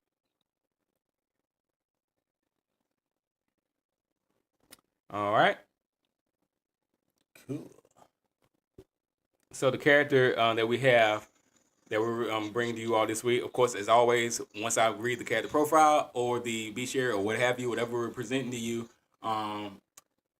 we always have a picture or image that Chris draws up and he shares. So I'm going to share that image after we go through the character profile for today. So Itzo Santiago is the character that we're going through this week. Mm-hmm. Is Yeah, okay. We're just gonna read because that sounds like a male. It sounds like it could be he or she. Is she? Is she? Just to be clear. All right. A geneticist and covered biotechnologist align reluctantly with Paul Anok. See, we did Paul last week. If you missed that, check out that episode from last week, episode 35, I believe, of the Debatable Anime podcast. If you want to know more about Paul from this world of Gibor. She becomes a critical ally in stabilizing Mace, Marilyn Avery Crispus Elliott the fourth. There you go. You got it now. You got it now. Getting the hang of it. It's a main character. Yeah. Rolling off the tongue now. I done said it so many times and mess it up, debauch it like so many times. All right, so after stabilizing Mace, and after his near fatal encounter with Nimrod, plays a key role in uncovering the nature of the shifter DNA. And as I'm reading through this stuff, if you want to just stop me and elaborate on some of this stuff, you can. All right. Physical description. All right, did you good? Yeah, go ahead. All right, physical description. She's 43. All right, her heritage, Mexican-American. She's 5'4" height. Her build, slender, slightly athletic. Skin tone, a warm bronze color. Her hair. Let's see if y'all can actually, if y'all image, if you're like a visual, if you have visual imagery, or like you're a visual reader, you're probably trying to imagine what she looks like. You probably got it all wrong. I already got locked in. But you might have it right. If you're good at visually imagining things, you probably got it right. When I read this and looked at it, I was like, damn, I suck at this. I did not expect her to look like this. But anyway, here we go. Her eyes are sharp, light, hazel with gold flecks. All right, distinguishing features. Faint surgical scar along her jawline. Usually wears thin matte black glasses and a small obsidian pendant always around her neck. I'll tell you right now, you fucking nerd now. Tell you right now. Say what? Ain't nothing like a nerd now. Oh yeah. You got that nerd look going on. Okay. Yeah, you good at visual imagery for sure. All right. So personality traits: analytical, coldly precise, and often emotionally detached when working. All right. Resilient, has endured pressure, loss, and isolation due to her work in forbidden sciences. Mm-hmm. She's cynical but principled. Right, she distrusts institutions and most people, but quietly yearns for redemption. Right, she's also passionate to her core, especially protective of children, particularly stanlings and test subjects. Right, and the stanlings are the basically the offspring of fallen angels, fallen from shifters, which are fallen angel human hybrids. Those are shifters, and shifters and humans create stanlings. Gotcha. All right, so they're basically like Goten. Goten. Kind of. if you're looking at it like Dragon Ball Z, they quarter Saiyans, quarter fallen angels. Yeah, right. Gotcha. That's pretty dope. All right. So she's also loyal. All right. Torn between her scientific curiosity and a reluctant respect for Paul, who she's reluctantly helping, and a growing trust in Mace. So she does have an aspect of loyalty to her as well. Mm-hmm. So she's not a traitor. She wouldn't be in our talk of last week about anime betrayers. Depending on which faction you talking about. Oh. All right, her speech patterns. Speech is she speaks in clipped, efficient sentences. Interesting. Rarely uses contractions when under stress. All right. Slips into Spanish when frustrated and when speaking intimately. Oh boy. What in the world's going on here? What type of novel is this? When we slipped into 50 Shades of Grey, ain't we? Nah, man, it's just me confidential speech. Like she with somebody by herself. Ain't nothing like that. Okay, that's what you mean intimately. Just when she's speaking not to herself. Okay. Yeah, it's not professional. Gotcha. Gotcha. All right. Her voice is low, measured, and clinically in tone. Let me start reading like that, because then people really exactly. All right, but softens when discussing biology or people she's bonded with. What? Are you sure? Yeah, I'm sure. The terms that you're using are throwing me. All right, her skills and background. I'm the only one that's sure about anything in this. Sure. Right. You're exactly right. I don't know, with your mind though, I don't even know if you're sure, because that's why it's taking so long for this to get out. I know, right? Unsure. Things have changed, but it's okay. All right, skills. She probably didn't change. All right, skills and background. Former DARPA contractor. Good gracious, she worked for the. Okay, that's crazy. So she working with Mark Zuckerberg, you know. She working with Facebook. All right, left after witnessing classified human experimentation tied to Project Anakim. Project Anakim, is that So something? Project Anakim, you got, last week we talked about Paul. His real name is Anak. The Anakim are the people that follow him, part of his father's cult. Came down through the centuries. They ended up becoming a scientific organization as a cover-up. And Project Anakim is their little facility or their little project where they do experiments on humans and whatnot. With Nephilim DNA. Basically. With Nephilim DNA, yeah. Gotcha. Fallen Angel technology. Fallen Angel DNA. Exactly. Hey, so the cover-up organization is Project Anakim. Project Anakim. Yeah. Right. Gotcha. Okay, it makes sense. All right. She's a specialist in genetic forensics, cellular regeneration, and behavioral mutation. She runs an underground lab hidden in the abandoned observatory in Virginia's Blue Ridge Mountains. That fool shit, she sound like my next wife. That fool retarded, yo. So your visual, your visual imagery is on Katakuri's observation hockey level then, because he's seeing her like in front of him right now, like, oh my goodness, she's bad. All right. Sentimental items that she keeps. Obsidian pendant, we talked about that. A gift from her brother, who was killed during a Legion raid. And Legion, the Legion is the group of Gibor, which are humans that change themselves into creatures with fallen angel DNA. So they do tests on themselves. Yeah. Dang. Yeah. Or they get tests done on them, but they're humans that have been genetically modified by a shifted DNA. So that's why I say Witcher. This is why I say it gives off a lot of Witcher vibes. So if y'all haven't looked into the world of the Witcher, then I ain't about to start this, but I have started the season 4. Jesus Christ. I started season 4. I ain't gonna get into it. Don't get into it, you're gonna take it off on the road. I know I am. So the Legion of Descent is the Legion that we're talking about. And those are the Gibor. So humans that have changed themselves with shifted DNA. Or have been changed. With shifted DNA. And their thing is they want to take humanity to the next evolutionary level, which they believe doing that is by taking on fallen angel DNA. Got you. All right. So yeah, so he basically was, her brother apparently had some dealings with this group of. Yeah, he got killed by them. And he got killed by the. Yeah. By the they were people. doing a raid to pick up supplies or whatever, and he got in the way and got killed. And they are already, the Legion, they already have been genetically modified. Oh yeah. By the DNA. Okay. Oh yeah. Gotcha. So yeah, he got slaughtered. They got some humans that haven't been changed yet, but they're going through trials or whatever. So got you. Okay. Yeah. So she believes it protects her from the spiritual corruption. All right, the pendant that her brother gave her. So she's apparently has some sort of spiritual religious beliefs. Sentimental value. All right. So, microphone. Oh, microscope. I said microphone. Okay. Microscope. Her first instrument. All right, passed down from her grandmother, who taught her to look for the truth hidden in the flesh. Interesting. That's pretty specific. Oddly specific, actually. I wonder if we're gonna get a backstory. The movie is gonna be her digging into a corpse or an old place that grandma told about. Right. Like bones. Yeah, right. I can see her grandma being like an old, like hippie or something, like this real spiritual, highly spiritual person. Be having chicken necks hanging around, chicken legs hanging around. A different kind of gotcha coochie. Jesus Christ.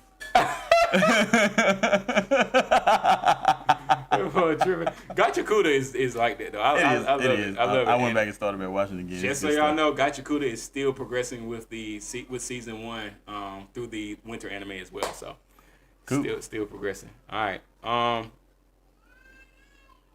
So yeah, she has the microscope, she has the pendant, and she also has a child's drawing, a crude picture of her kept in a drawer. It was given to her by a dying Stainling child she couldn't save. Wow. Why the picture gotta be crude though? Because they can't draw that way. Dang. All right then. So arc summary, book 1. She's introduced when Paul brings Mace to her lab. She's initially cold and distrustful of Mace. She begins questioning the ethics of her work when she sees Mace resolve and Leia's awakening, which that's a whole nother story, I guess. Another thing, yeah. Yeah. She unlocks vital truths about Stanling biology and the bioweapon released in New York City. So apparently there was a bioweapon that was released in New York City. That's a crazy story. Also going to be covered in the book. Oh, absolutely. Okay. That'll be in the first book. In the first book. Yeah, it's all gonna right, be cool. So this is going to be a concatenation. There's just not just one book. This is going to be like a series of, novels. So we're talking about the Legion. The Legion drops a bioweapon in New York, and to try to specifically trigger Stanley's. Right. Stanley's are dormant, but they found a way to take shifter spinal fluid, Right. and a couple other pheromones and whatnot. Got them together, concocted some type of gas, shot it into New York. It hit, sent the gas out. Stanley started tripping, going crazy, like half human, half monster come out, start attacking, and the whole incident had to be shut down. Wow. That was the New York incident. Yeah, I think Throughout the books. Yeah, that'll be Shibuya. yeah, that'll be a good read, but I think it'll also be a good visual as for a film. Anime. Or anime. Yeah. I think it would be pretty good. As far as an adaptation, I think that would be pretty good to see on the big screen or either on an anime. The New York incident. Nice. Kind of reminds me of Shibuya. Yeah, it does kind of remind you of Shibuya. The Shibuya incident, JJK, but I'm pretty sure it won't be crazy stuff going on like JJK, but I don't know, maybe I don't know. You're right. You might a biochemical weapon, that could be some crazy stuff going on. And you see the results of it, it gets crazy. Yeah, I'm kind of eager to see that. All right, backlash from it. She also starts hiding data from both Remnant and Legion observers who come seeking her help. So she's kind of being pulled between two factions because of her expertise. The Legion wants her help because of her. She ended up she helped build the bioweapon. She didn't know she was helping build it, but her research was used to build the That's why she's so bioweapon. conflicted and so standoffish with everybody. And the Remnant, they're there to try to get rid of. They're humans, but they're there to try to get rid of the shifters and the Gilborum and the non-humans. Gotcha. They want to get rid of the non-humans. Because they believe that's their calling from God. Oh, he tripping. He tripping in the chat. He tripping in the chat. I just looked at the chat. Oh, he tripping in the chat. All right. I don't even know if I should show you this visual image of her. Yeah, I don't even know if I should show No. I ain't worried about her. When we get, probably I might do Leah next week. Oh, he gonna be tripping. He gonna be tripping about Leah. Okay. She a baddie. Yeah, I already know he gonna be tripping about Leah. Leah's a baddie. All right, I don't know. Yeah, so apparently Leah's younger, right? Though. Yeah, Leah is like Paul's daughter, and 30, she's in her 30s. 36. Oh, that still ain't that young. But she looked younger because of her Stanley background. Got you. She just thinks she looking. She don't know she's Stanley. And this girl, Itzel, she's 43. Yeah. So she on up there. All right, I'm gonna show an image of her. Don't go too crazy, ADC. This is an image of Itzel. That joke said he a test subject. Oh man. I don't know. She looked like your comment. I mean, I think you did a fairly good job with the description compared to the visual. I think the ratio is pretty consistent. Oh, yeah. I think everything that was described. I think The mock-up was pretty good. checks out pretty good. Yeah, she look a little older than 43 in my opinion, but I mean, you do look at the daggone type of work she do though. oh yeah, well, and she living in that. Highly stressful. Highly stressful. You're right, and I guess if you build a biochemical weapon that destroys the whole state, I guess you probably would be looking a little.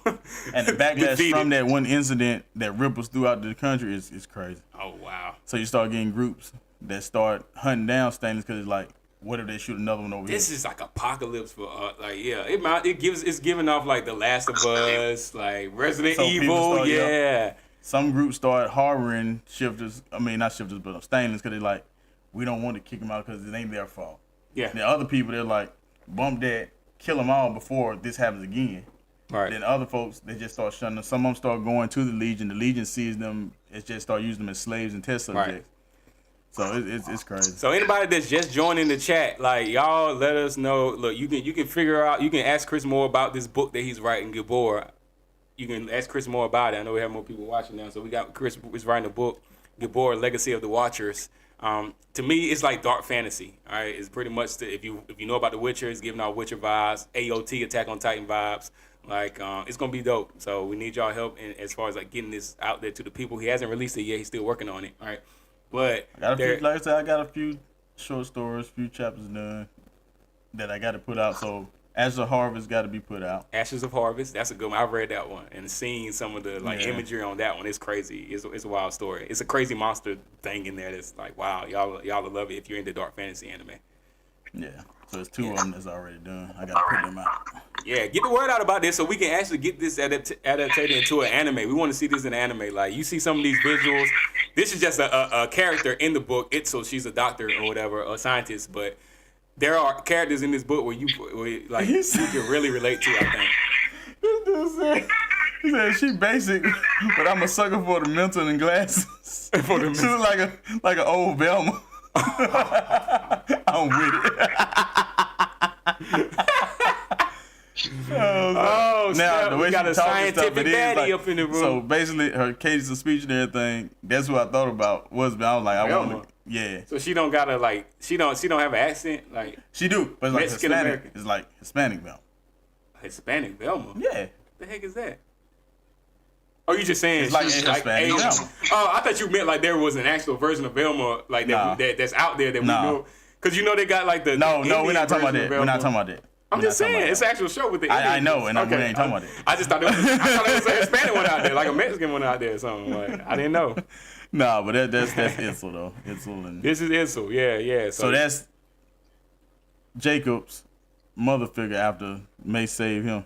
Yeah, so we done a character profile on Jacob as well, right? We did one. Yeah, that he was brought like it to his lab. That's episode Itzel. 31. So he brought it to his lab. He brought Jacob to her lab, right, and left him there. That's who ended up taking care of raising. Right, was her. Okay, got you.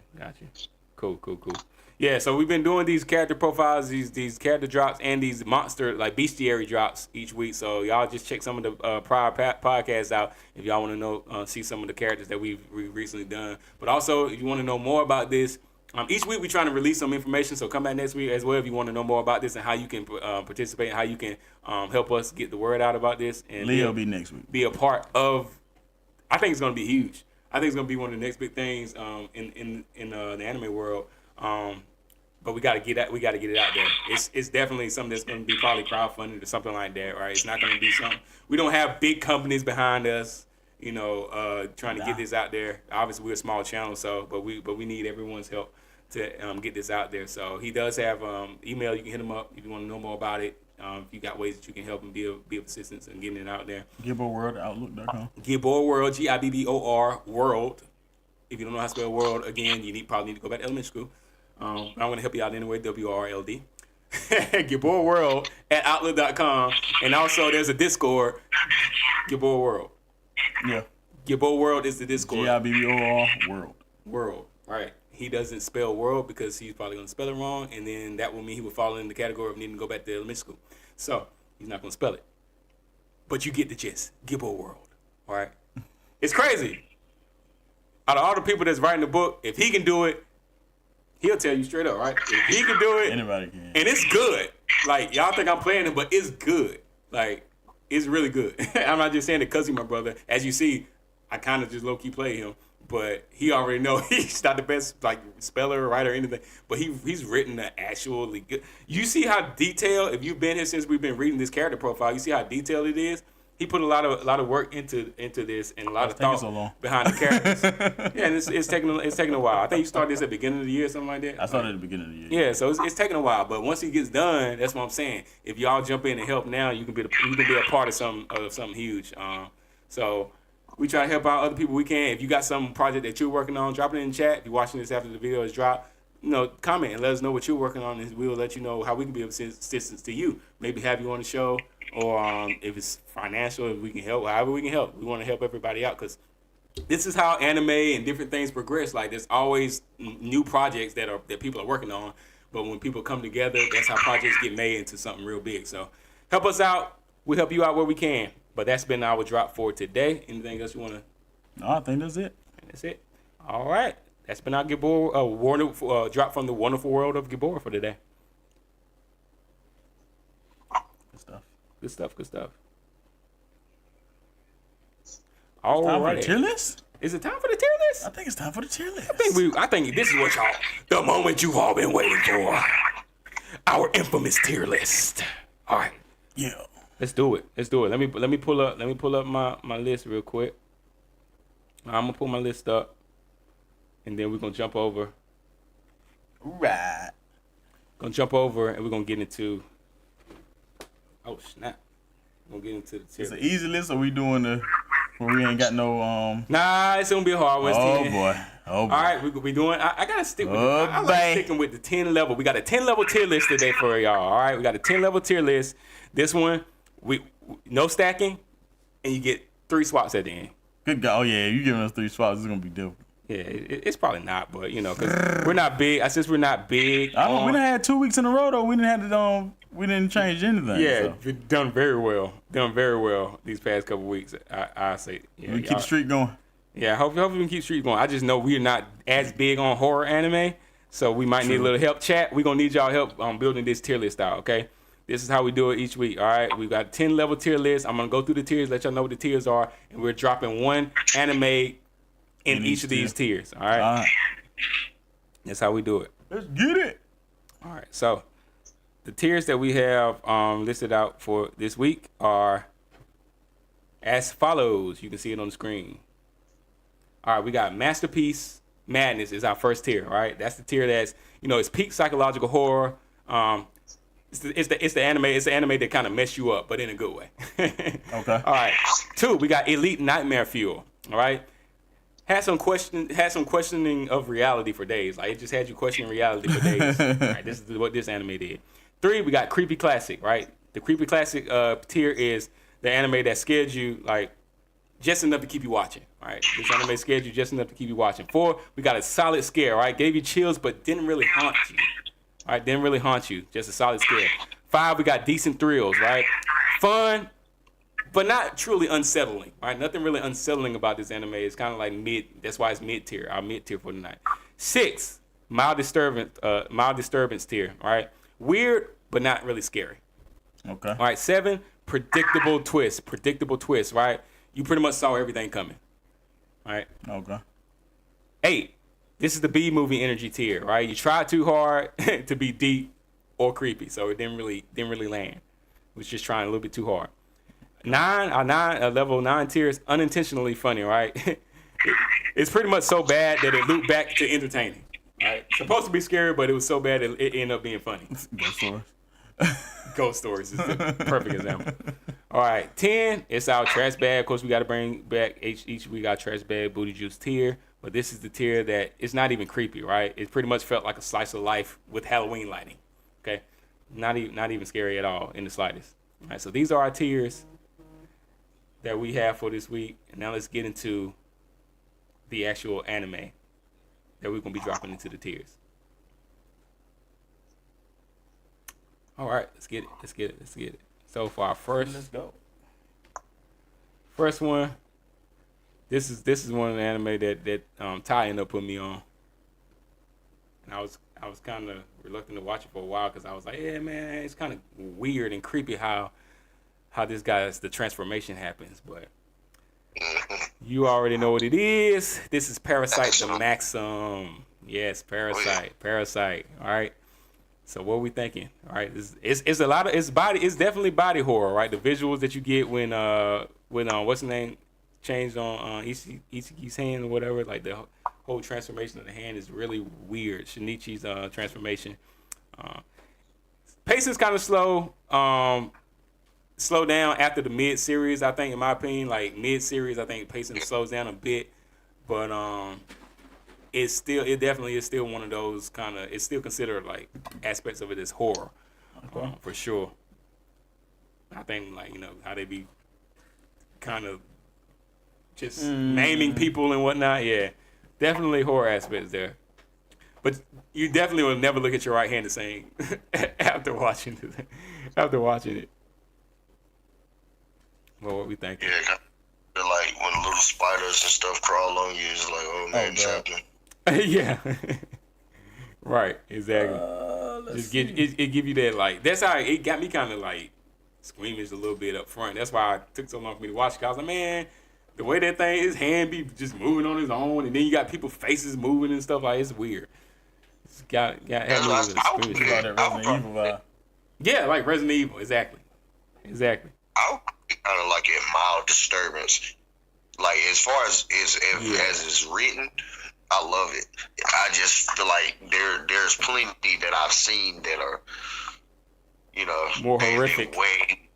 They would mess with me a little bit more than this one would, like, because once you get past the initial shock of what's going on and stuff, it's still ongoing, but you see the relationship becoming something that's is not so scary anymore. It's more like companionship towards the end. Yeah.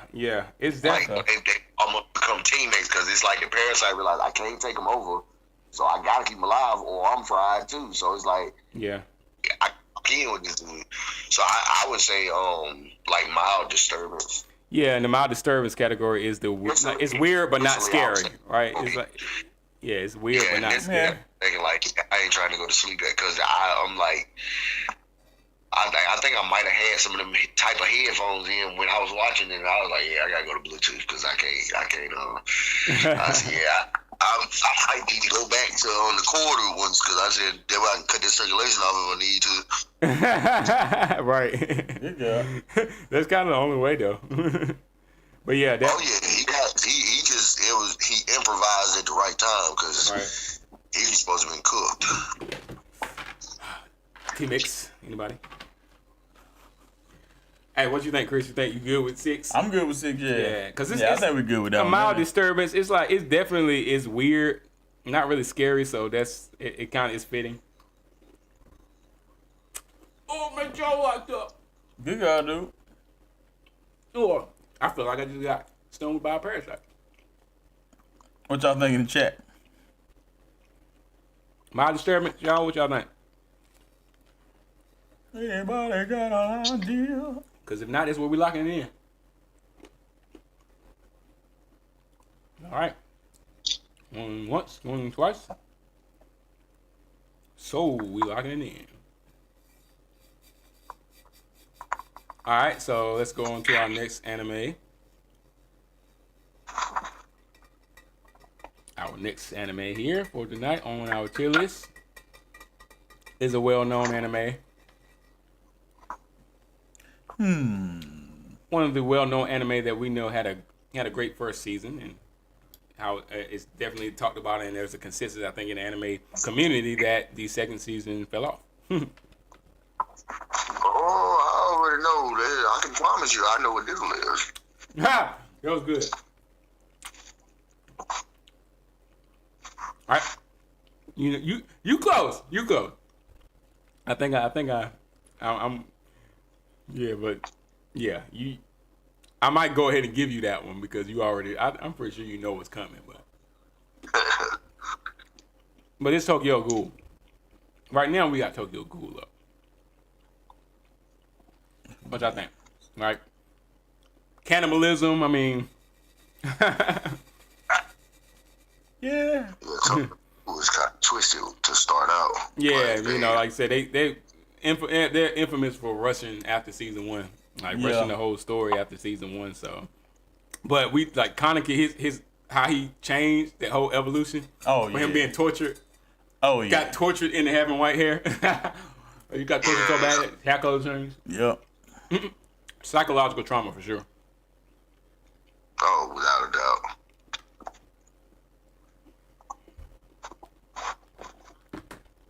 But so what y'all think? would say just from the torture aspect of it, it would be at least for me. I would say probably like I would say decent thrills, but yeah, I don't think it has much. I mean, it was crazy the torture aspect of it. Yeah, the torture, and then like the concept of which most people say like you still have a duality of human versus monster, you know, like and for Kaneki it's internal because he's like he didn't want this, it just kind of happened, and then it's like so it's still a human aspect. It kind of like with vampires, the same thing with these ghouls. It's like we don't do it in some aspects. Like we're not doing it because we necessarily want to. It's like we have to, you know, to survive. You know, so it's still like one of those human versus monster type anime where it's like internally I'm fighting. It's an internal struggle that I'm fighting, which is still psychological more so than scary. Like horror, but blood and gore. But there are gory moments in the anime for sure. But it's still all horror nonetheless.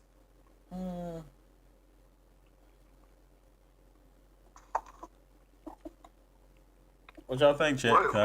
I know we're gonna need some help on this one. I gotta chat what's going on. I know we're gonna need some help on this one. Yee. What's 7 and 8, Joe? 7 and 8. 7 and 8 is, let's see. All right, 7 and 8 are 7 is predictable twist, right? You pretty much saw everything coming, and then 8 is B movie energy, right? They tried too hard to be deep or creepy. Pretty much to the point where it wasn't really even that, you know, that's like horrific. I don't know. You might have to go with 5 on this. Go with the safe space 5. That's me. Yeah, I would say it's not B movie. I like B movie, but yeah, the movie was hilariously, but like you said, I feel like B movie was unintentionally funny. Like that, like because they had the serious aspect. The actual B movie. Yeah. But for this one, I feel like there was never any laughable moments to me. So I would say decent thrills because that's true. It's because of like season 1 was a perfect way to start an anime in my opinion. Oh yeah. Yeah, they had me like I felt like they didn't miss anything in their first season. It's just they went so wrong between the first and second one. It's like, right. It immediately like just killed the love I had for it. Yeah, but the decent. So 5 is decent thrills. That's the fun, but not really unsettling category. Like that's why I said I feel like season 1 delivered exactly like I wanted it to. Yeah. Yeah, and I think really the only unsettling part, like I said, the whole transformation, how he got tortured and stuff. Yeah. That was the most unsettling part about season 1. But yeah, I mean it's fun, but not truly unsettling. I guess you can, if it takes a lot for you to feel like by an anime or by like gore and stuff like that, then it probably wouldn't really be unsettling. Tokyo Ghoul might not even really be unsettling to you. But it doesn't take too much for me. I'd be like, man, what the? Eating each other? I haven't seen so much stuff. It's like, He's trying to see some much stuff. I bet you have. But you go into great detail on that chick as you did. I bet you have. What chick? It's them. Oh. He said, what chick? She ain't do nothing. I said to go into such great detail describing her as you did. Oh. I bet you have seen some stuff. I describe everybody like it. No.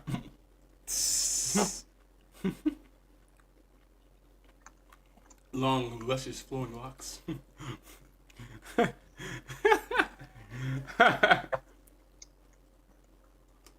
Very descriptive. Dang, this thing good. But y'all pretty much in agreement with 5, right? Yeah, put it at 5. Yeah, All right, decent thrills, fun but not truly unsettling. I think that's fair. That's fair. All right, Tokyo. Yeah, we starting off in the middle like that. Every time we start off in the middle like that, we end up having to use all the darn Swaps. all the swaps. I know this one might be a little difficult because we're not big on. Yeah, I don't feel like the rest of them will be as borderline though. So like, it'll either be hot or cold. We shall see. All right. So this one has been making its rounds on our tier list for the past couple weeks. Very well beloved anime, one of the best psychological anime, psychological and mystery anime known to man. Also a good one, as in terms of what do you call it? Rivalry anime, a good rivalry anime. Y'all know what it is. We got a boy L and Light in the Death Note. L versus Light in Death Note. Smartest game of chess ever played in the anime. So yeah, this is pure psychological warfare. All right, so this is not even the only creepy thing about Death Note, in my opinion, is the freaking Shinigami. Like, cause Ryu, he creeped me out. If he didn't talk so much, he would still be creepy to me. Like if he didn't. Yeah, I mean, if you talk less, it'll probably be freakier. Oh yeah. The fact that he talks so much kind of calming on. Kind of humanize him a little bit. Yeah, humanize him. If he didn't talk, he just sit there and look, and he do that little turn his head like a dog. This would be the creepiest enemy out there to me. Yeah, when he first showed up, I was like, "What is that?" Right. But I mean, everybody know what kind of Is stuff. that thing standing up on the daggone counter like that? You're right. He just be anywhere. Why he hanging on the counter? Right. What is he? Just crouched down, just in there looking like, what is that? Creepy. It's even creepier when you watch the live action. I will not. And the CGI is bad. Yeah, I will not.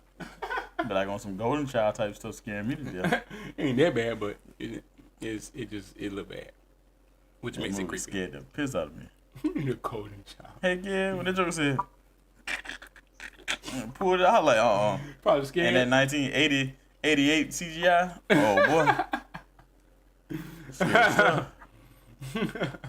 Scary stuff. Yeah, it probably scared Eddie Murphy too. When that dude, the same evil dude that was in Turtles in Time? Turtles in Time? Wasn't it the same dude? Wasn't it the same, like, antagonist? The guy from the Golden Child? Yeah. I don't know. I think it was the same dude, if I'm remembering right. I don't remember. It's been so long since. Or maybe I'm just thinking both of them died the same. Both of them fell off the building. Oh, dang. Y'all look the same because y'all died the same. That's crazy. That's a crazy take. People that died the same look the same. But I think it was the same dude, man. It could have been. I ain't seen it. Both of those films in so long, dude. I can't remember. I don't even remember what he looked like. Yeah, so but this it's definitely more psychological. I think it was way too much internal monologue for like people that were just casually watching. Because he stay in Light's head a lot. Like you stay in his head. A lot of the anime is like in Light's head, his own mind. It's America running now. Yes. So a lot of people don't like that, but to me that's one of the like great parts about it is that you get to see. I don't know, man. It really challenges you to be thinking like, okay, Light made this move. Would I really make that move? And then he's in his own head, like justifying it. And you like, dang, he making good points as to why he made the move he made. But because Death Note ain't really scary, so I wouldn't put it at like I don't know, creepy classic. Yeah. Creepy classic scared me, but just enough to keep watching.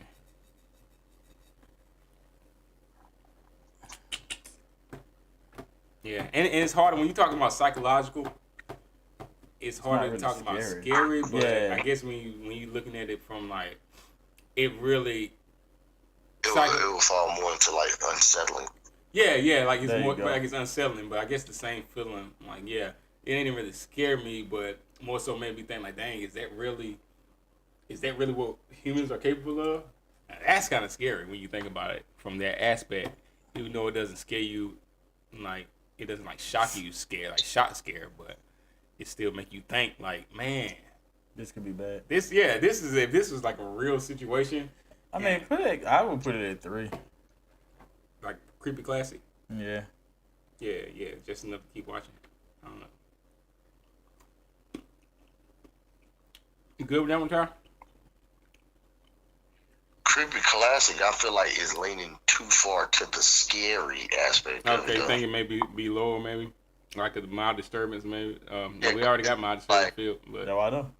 I feel like it's thriller like and suspenseful more than it is scary. But when you talk about, like just what's the name, just being creepy in itself. Oh, real. Yeah, like I can see where you would definitely go creepy on that part. So I can roll with that. I just know there was no fear watching that at any point. Right. Like there was no. But I did feel there was chill. There was no chilling other than like if you paused your TV and it was still stuck on him. Like CJ do some crap like that. Oh, CJ. Yeah. What do you mean? Do some stuff like that? He just be sitting there, crouched down. Crouched down on the. Just looking. Yeah, most awkward spots. What are you doing? Oh, don't let him watch that. Don't let him watch that movie. Exactly. He'll be doing that crap. Come out of the room. He's sitting on the daggone counter. Crouched down like real. Crouched down like real. Yeah. Just. Oh man. That would be creepy. Hey, Daddy. What you doing? You're like, boy, if you don't get out my face. Oh man, that's creepy. Hey, yo, look creepy as hell. That's what I be telling him all the time. You look creepy as hell. He might actually get a death note and be holding on to a notepad with a pencil and be sitting there. I'm gonna write your name. That's how you get erased. Do some crap like that. All right, we're gonna go with 3.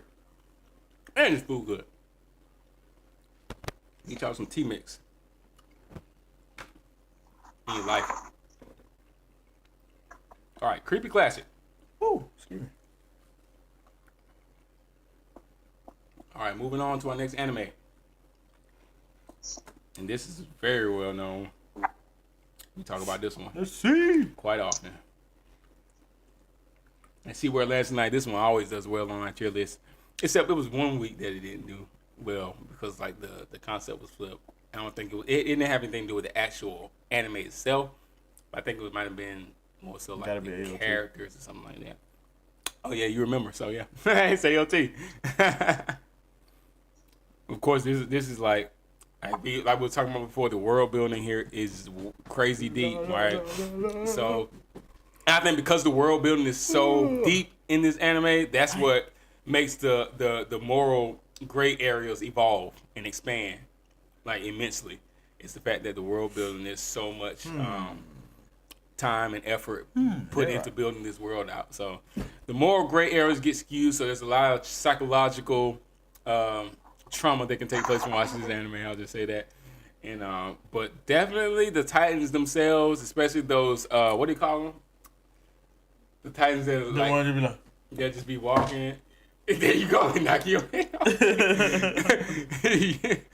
Did they hurt your hand? Mm-mm. Oh, you probably saw it coming in. Yeah, I saw it coming this time. Yeah, but the ones that just be sitting there, and I was sitting there. Dude, I'm telling you. I don't know. I can't remember the name of those Titans, but yeah, y'all know. If y'all watch AOT, y'all know what we talking about. Like AOT had me scared. Right. Yeah. And then I was all into like the Nephilim thing at the time, so it was like I was deep into it at the time. So I'm like, bruh, these jokers know something. These jokers know something. Especially season 2. I'm sure. Yeah, exactly. Like before we even really knew the Founding Titan like that, they were showing images of like it was sitting there, crouched down with the hand out. The Titan. Like, yeah. Like, it was some creepy stuff, like dude. He was feeding the girl. I'm like, hold up. Is that creepy like stuff. The sons of men going into the... Exactly. It had some creepy stuff going on. Like, yeah, these must trying to tell us something. Mm-hmm. Yeah, it had me shook too. Yeah, season 2 really had me tripping. The intro and the outro. Yeah. the intro didn't really have me. Oh, the intro, the images, some of the images stuff they were showing. Well, I was like, bro. Yeah, it was all like outro for me. I was like, yo, they tripping. Like, they really. I was like, they showing some esoteric knowledge. They showing us stuff. They give us some stuff out. Right, they showing us stuff to make sense. Yeah, so it had me shook. AOT had me shook. So what we thinking for AOT? Yeah, I could say that's definitely like that's nightmare fuel type thing. Like especially like when the Armor Titan and the Colossal Titan are now, first on the second. Yeah. When Aaron Season 1 was like, level 2. Now, but what you said, I'm gonna get chomped. Yeah. Elite Nightmare Fuel. That's the have me questioning reality for days. Like you could almost feel the fear that they had on their face. Oh yeah, I had dreams about this jump. Right. Oh yeah, I did it too. Like that, because the first time I watched it, I wasn't expecting it to go like so dark so fast. Nope. So I was kind of in shock. Yeah, it had me shook. I ain't even gonna lie. The AOT had me scared for a second. Right.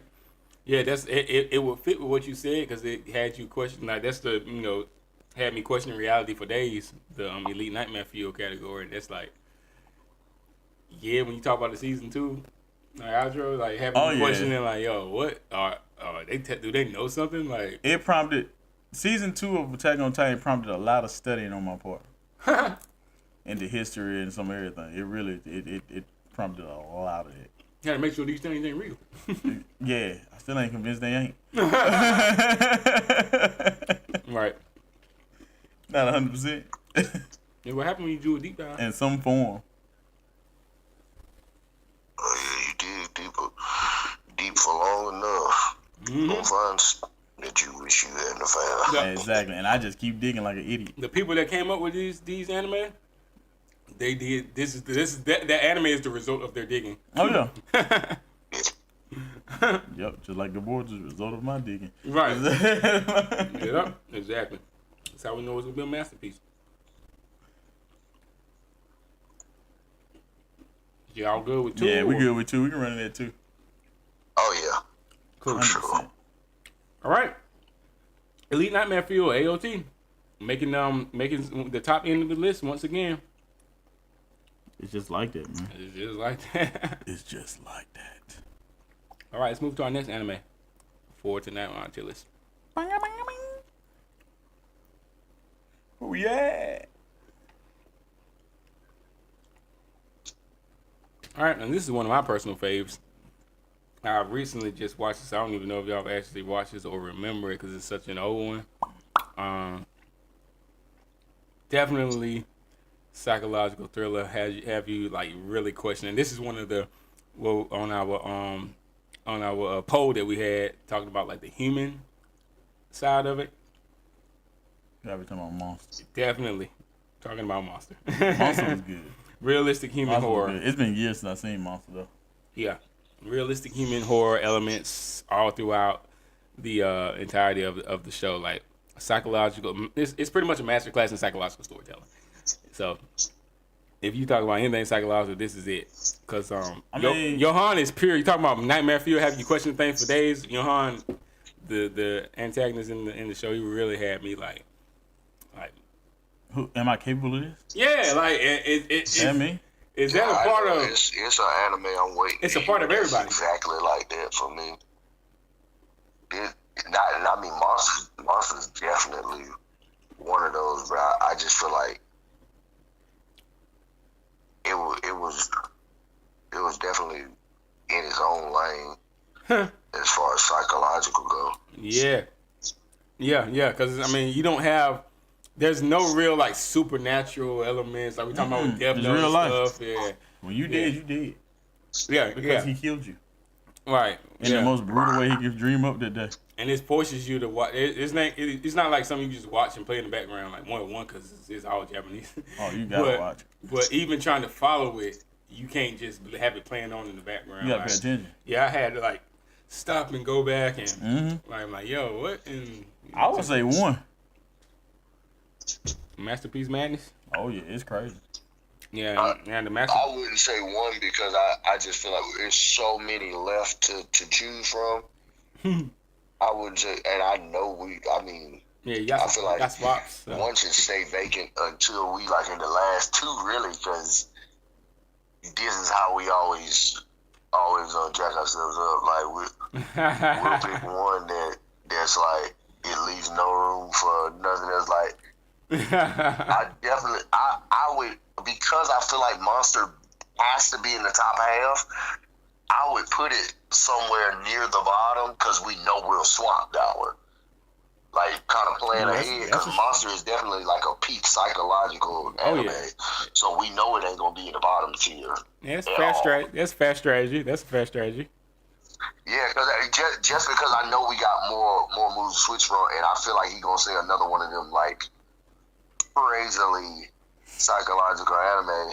Like, if he say the one that I'm thinking of, I know that one's in my top 3 as far as crazy anime goes, so I would leave some space because I feel like Death Note is probably going to come down on this list once he say it because Monster is definitely a top 3 and AOT is a top 3. So I feel like the one I'm thinking about is that last of those 3.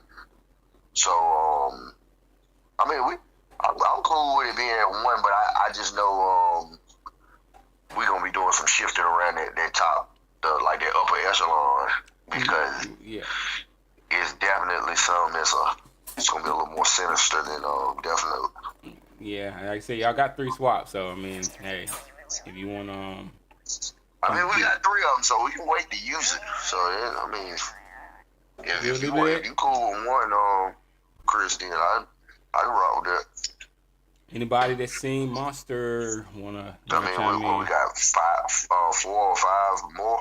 Yeah. We still got the whole bottom half pretty much, other than 6. So you got 7, 8, 9, 10. That's 4, and then you got 4. If you go with 1 with Monster. Well, yeah, if Chad ain't chiming in, we can go with to one like Chris said. Scary, so I can't put it at solid skill. Yeah, I mean, yeah. Yeah, definitely. That's the only one I can think of. Yeah, because this category is, like I said, Masterpiece Madness is peak psychological horror, right? Mess me up, but in a good way. That's pretty much the defining point of the Masterpiece Madness category. So thinking now, I'm like tired of. I know it's gonna be something else on that I want to put it at 1. Yeah, I mean, like I said, you got 3 slots. Whatever, put it at 1 and we move on. 3 slots, so we'll be here all night. All right, got the number 1 slot taken. Now, I say that's quicker than we usually do, but that's it's cool because we got 3. You got 3 slots. All right, so moving to our next anime, and this is an anime that we actually talked about. We talked about last week. It was on our tier list last week as well. Not often on our tier list, but it was on our tier list last week for the Betrayal anime. That one had me messed up. Huh? So that one had me messed up. Oh, you see it? You said we talked about it last week? Yeah. Devilman Crybaby? Yeah. Yeah. Yeah, Devilman Crybaby. That one, I was talking very about unique. Solid Scare, because that one the one that played with your mind. Yeah, especially the heart-shattering finale. Like, yeah. That jump. I feel like every part of it when they caught up with old girl. Oh yeah, I was. And then you see it, and you see them that on the pitchfork on pikes and everything, and you see arms lady, then you just see her head. I'm like, just that scream when the dude caught up to her and took the knife back. She's I was like, I didn't think they was gonna catch her. I didn't either. I thought she was gonna run, and I'm like, Devilman coming to save her. He was coming to save her. I'm like, Devilman, he coming to save her. He gonna get there in time. But he pulled a Goku and got there late. Or Kafka Hibino now. Or Kafka Hibino gonna run when you can fly, fool. But yeah. Gonna get that late. Kafka can't fly. Nah, he can't fly. He can run faster than he was running when old girl dead was about to get destroyed by number Kafka can fly. He said, no. Kafka is a disgrace. I just would have got him there, but he couldn't jump in there. That's true. Kafka is trash. That's true. 0%. Fair statement. Oh, snap, yo. Yeah, but he Devil Man. I was like, yo, they really let her, and not just her. Everybody was like, everybody trying to save her, and the rapper dudes. Yeah, I hated them dudes the whole time, and they tried their best to protect her, and all of them got killed. All of them. I was like, dang, I feel bad for them jokers. But I guess it didn't matter in the end anyway, because everybody died. Yeah, wasn't nobody left to feel bad for him. Everybody died. Yeah, like everybody. Even all the devils. Right. But that, to me, it makes it way more realistic. It's like, that was definitely one of those anybody can get it moments. Everybody but him. Everybody but him? Yep, everybody. I was like, yo, can this be any worse? Like, y'all really just completely destroyed every individual in the show. But it just wasn't as gruesome as the old girl and the rest of the crew. Nah, it won't. Like, that was the first. What was gruesome though was the first daggone club scene. That junk was crazy. Yeah, that was Man, weird. it was too weird. much happening. That was crazy. Like the transformations and stuff. That was crazy. Right. If you were sober watching that, then I don't understand. It's like it would be hard to it's hard to continue watching. I was the first time. It was hard for me. It was legit hard for me to continue. Not the second time. Yeah. And that made it even worse. I got bad. It was hard for me to keep watching the first time because the first time I only watched it once. Let me make that clear. I only watched it once. And it was hard for me to keep watching because the first episode had me like, what the heck am I getting into? Yeah. So yeah, I definitely. Yeah, but nothing could have prepared me for the end, like Rio. Like nothing could have prepared me for that. So I definitely can't say it was predictable. Made you think it was gonna end like that? No, you will not. I can't say predictable twist because it won't predictable. Right, and because of the short episode count, I think it was like 10 episodes. 10 episodes, yeah. Because of that, I think they did kind of rush things. Yeah, but even still, it was still good. Yeah, I like them 10 though. Yeah, extremely graphic, disturbing. Like, you definitely, if you've never watched Devil and Crybaby, if you watch it, you will not recover. Dang, not emotionally. That should have been on one. Masterpiece of Madness, because it was mad. Yeah, it did have you messed up. To me, it wasn't in a good way. It was definitely messed up though. Like the whole thing, it just had you feeling like. Whatever. Just put it at 4. At 4. That solid scare gave chills, but didn't haunt me. Yeah, definitely gave you chills. It gave you chills. It definitely gave you chills. Right. It might have haunted me for a few hours. Yeah, you talk about you watched freaking. I had to watch Puppy Dog Pals. I'm telling you, that was one of them times. It definitely messed you up. It messed me up too, but I was just like, yo, this is weird. I was singing Old Snapper for the next 3 days. Old Snapper doesn't scare us at all. Old Snapper. Old Snapper. Oh, man. We're gonna get Bob's missing fishing pole. I like, y'all gonna find that fishing pole. Oh yeah, you were messed up. You was in the insane asylum. I was invested in that on some Puppy Dog Pals that night. Boy. You had to get your conscience clean. Yeah, that joint won't work. Well, speaking of cleaning your conscience, our next anime is another one in which you have to get your conscience clean after watching, because you really will probably feel dirty after watching this anime. Perfect Blue. Paranoia Agent. Chris got it. Chris got it. You said feel dirty. Yeah. That was another fishing pole night because of club. Oh yeah. Ty, you hitting the right ones. It's just you gotta get there. Ooh, that joke said dirty. Yeah, the dirtiest I ever felt was watching Perfect Blue. Oh, God. I felt like I had done the deed. That was wrong. Oh yeah, you felt like you was the creeper. Yeah, it won't work. You was over there creeping with him.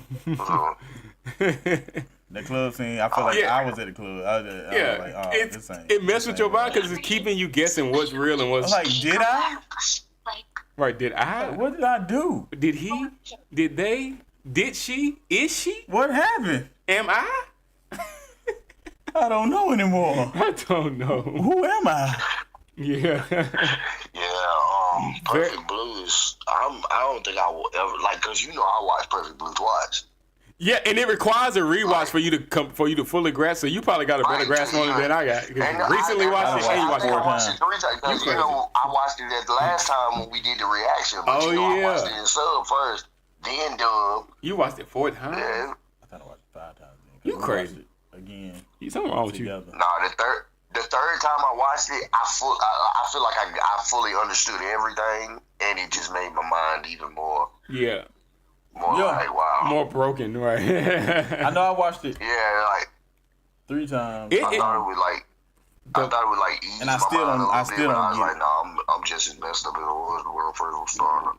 No, it leaves holes in the right places where you always, even if you connect all the dots, it's like it could be this other way. Yeah, and that's fine, but just watch. I don't see how you watch it more than one. Yeah, Ty, you have valid reason because you watched it sub first. So we messed you up on that part, but to go back and intentionally watch it again, it was so mentally exhausting the first time that I watched it. I was like, there's no way I'm gonna go back and watch it. My brain hurt the first time I watched it trying to figure it out. So I was like, I'm not going back. So I guess technically I did watch it twice because we did a reaction, but yeah. I wanted to see if the second time around would be as bad. Oh my God! Now I forgot. I spent hours editing it as well, so I had to watch. Over and over again. Never mind. That's why I hate it because oh God, I didn't watch it do a complete watch through. When I was editing it, I kept having to watch certain parts over and over and over again. Yeah. Man, oh my God, I hate Perfect Blue. But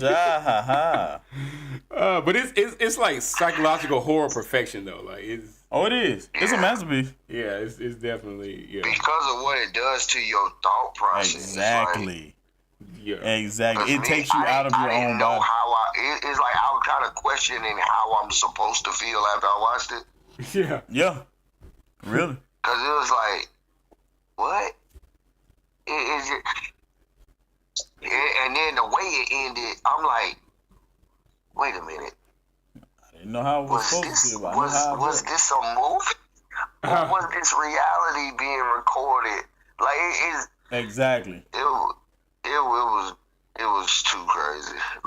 It's still that. That's I feel like that's one of the most questionable endings. The cliffhanger to it. It's like you would almost be expecting another movie. The way it closed out, because even when she gets in her car at the end and that little smile, I'm like, she just snapped. She about to be the next What is she? She's like, yeah, I'm me. I'm the real me or something like that. Yeah, now I know who I am. But it's like, but did you go through all that? I have no idea. To this day, I don't know. It's a good one though. It's a good one. And so yeah, this one is what we thinking? Cause it's hard. This is hard. Dang it. This is hard. I don't care. Put it in the booty juice. Dang. We can put it in booty juice, but I'm that's gonna be my first swap. That's the one I want to swap the most. I feel like we can put it in booty juice, and that's definitely got to go in 3 for me because I feel like that's a creepy classic. It's over, but it hit hard just as hard as the new ones I've watched. Yeah. So I feel like that's definitely falls into the creepy classic category right there. Okay, that's not a bad take right there. That's not a bad take. All right, chat. If y'all ain't got nothing to say, we're gonna move on to our next anime. This is one of them ones. This is one of them ones right here. All right. To me, this is another instant classic. Messes with your mind. You want to talk about deep psychological trauma? We just talked about Perfect Blue, but this is second to me in terms of psychologically traumatizing. Little Slugger at your service. Yes, I'm telling you. Look, ever since we started this episode, I've been thinking about Paranoia Agent, because it's like, I was like, bro, think I'm losing my mind while I'm watching this. Every episode feels like a new nightmare. Like it's like you relive it. You relive it. Every episode. It's like every episode is restart. I still have not watched Paranoid Agent. Dude, if you gonna be in limbo, I'm telling you. Cause I the way was you stuck. feel about Perfect Blue, about not really like. But then they do give you closure at the end. But while you're watching it, even from the intro itself, you be like, what the what is this? Okay, see. No, I ain't watched it. You be looking like, what's going on? These people are mad. these people are mad. You watch the intro, you be like, yo, everybody in this show is crazy. It, dude. And then it's like they get peace from destruction in the middle of the chaos. See, shit like that. I try to stay away from it. I don't know. Yeah. Okay. Oh, you gonna get your $40 piles on that you watch it? I can promise you. Yeah. If you're a casual horror fan, then it's probably not for you. Like you really gotta be locked in. Nah. You gotta love the chaos and the madness. You have to enjoy it. I don't watch Perfect Blue so many times. I'll watch it. Of course you can, because you're crazy. That's why I'm scared to watch it. Because I know I ain't right, so I'm scared to watch it. Yeah. You probably enjoy it, like really enjoy it, because you're mad. Okay. For you to say that sentence, I watched Perfect Blue like 5 times intentionally. Is it like gory or it's just real symbolic, right? Nah, it's mentally taxing. It's perfect. It's the perfect anime to start discussions like this. Oh yeah. Yeah, like you said, mentally tasking, like mentally exhausting it is. Okay. Every episode, the way I you do feel, like stuff like that. I ain't gonna lie. the way you feel about Perfect Blue, about like, did this really happen? You're literally feeling like that pretty much every episode. Okay. Of Paranoid Agent. It's like it warps your reality. You don't know what's really happening ever. I gotta watch. Yeah, you don't know. I gotta watch. You really don't That's know. how I felt. I felt like I was in limbo the whole time I was watching. I'm like, who is this really happening to the people, Right. or like, What's going on? are they really finding peace in this nightmare? Right. That Yeah, is their life? that's the part. Right. Them actually just, like you said, finding They seem peace. so happy when it's about to happen, and I'm like, what? Oh yeah, I gotta watch. I gotta watch. It's- I gotta watch. Dude, you want to talk about getting I- away from reality? Like this is a real this can really be going on. I'm putting it in But- my thing right now. It's definitely escapism, because when I was watching it, I was like forgetting all about the real world, because I was like, I need to figure out what's real in this anime. See, and that's what made me look at reality different, dude. Like after watching this, because I'm like, bro, I wonder how many people actually think like this on a daily basis, because Right. it's like a 1 in 5 type deal on the show. So I'm like, this is just one city. Right. What about the rest of this country? Exactly. Yeah, and then let alone the rest of the world, like who's actually trying this hard to escape from their reality.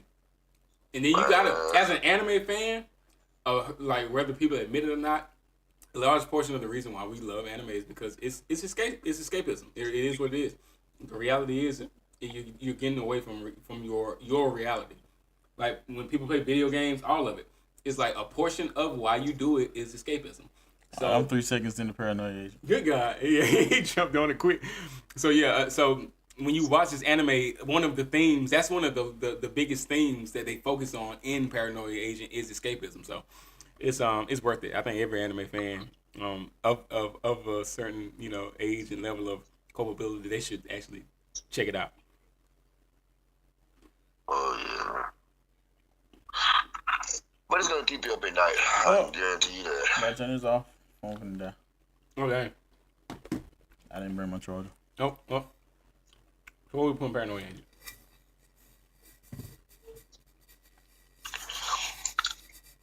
I feel like we put it in 8 or 9 because I mean, it's for me.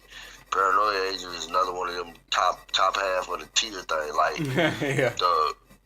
Like I could really rearrange this entire list just based off of Paranoia Agent alone. Yeah, no kidding. I knew this was gonna be bad when we started. I promise you, after Chris watches it, he's gonna have it in his top 5 psychological thrillers. I can guarantee you that. Oh yeah. I don't. Yeah, it's because it's so twisted. It's like this will definitely be one of the ones where you like, man, I can't. Yeah. I don't know. Because it had me tripping for real. Like I kept on telling myself before I watched this, I'm like, this ain't really happening. But like, it just really happened. Playing with your mind.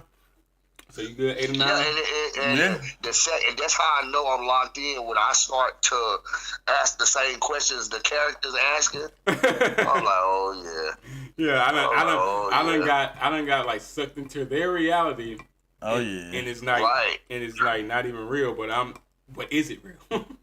Right, because ain't nobody clarified whether or not it's real or not. So exactly. It's like they still trying to give me no definitive answer yet. So I'm gonna say I'm on the fence because Did it start with the intro? I don't know. I'm 3 seconds in. I don't know. 3 seconds in, you'll know if it's an intro or not. Did you hear music? I got it down. Oh, okay. I just thought sort of. What did you see? It started coming down from some clouds and. Oh yeah, it's intro. Okay, cool. The top of a building or something. When you watch the intro, you gonna be like, "What these niggas got me watching?" You gonna be like, I literally when I started it was dark. It was like 1 o'clock in the morning. I watched the intro. I was like, yeah, because I was looking around like, and then you had to look again. Like, wait a minute. They literally. I was like, I'm watching. I hope to God that the intro changes in episode 2, and it did not. They kept the same. Oh no, they kept it there. Oh, it was for a reason too. It was for a reason. That's great. It was for a reason. You'll see the reason too. It's wild, but anyway. It makes perfect sense. Right. After you get to like episode 2 or 3, yeah, you feel like the intro was meant for you. Good God. Yeah. Yeah, and I never knew. I always saw this thumbnail with these shoes and this broken back, and it didn't make sense to me until. And the reason they got the thumbnail the way they did is intentional, and you don't realize until you watch this show. Like, yeah. But anyway, we're gonna put it at 8 or 9. It's like there's a plot twist within every plot twist on this entire show. Oh yeah. Like the plot twist is it's his own plot twist. and then the wildest part is when it all start to make a little bit of sense. Right. You're like, okay, I think I've lost my mind now. Yeah, I'm crazy. Yeah, it's confusing. Yeah, I think that did it. I think it's happened. Where's little Slugger? I'm a psychopath. Oh man, so we'll just drop it in 9 then. If y'all good with 9, fine. Cause we're gonna have to do some. We clearly gonna have to do some rearranging here. Ain't gonna have no. So it affects it. All right, so moving on to our next anime. We got 2 more. This one, we already mentioned it. We mentioned it before earlier in the episode when we were doing when we were talking about the kids and how it messes you up with the kids. Promise Neverland. There you go. 100% Promise Neverland. What we thinking, all right? We don't gotta talk about how season 2 fumbled the bag. We already know. I feel like the intro episode for Promise Neverland was one of the best I've ever seen. Because I couldn't, nothing could have prepared me for it, and then going back and reading the manga, I was like, wow. Yeah. If they could have even almost stuck it to the manga like they did for season 1, yeah, dude, that would have been like an Attack on Titan level psychological thriller. And that's what scares me the most. Actually, is how far they strayed from season 1 to season 2, straying away from the manga. That scared me more than the think the actual people that made content. it went crazy or something. Because I'm like, Right. dude, when the children realize what they are and what's going on, Right.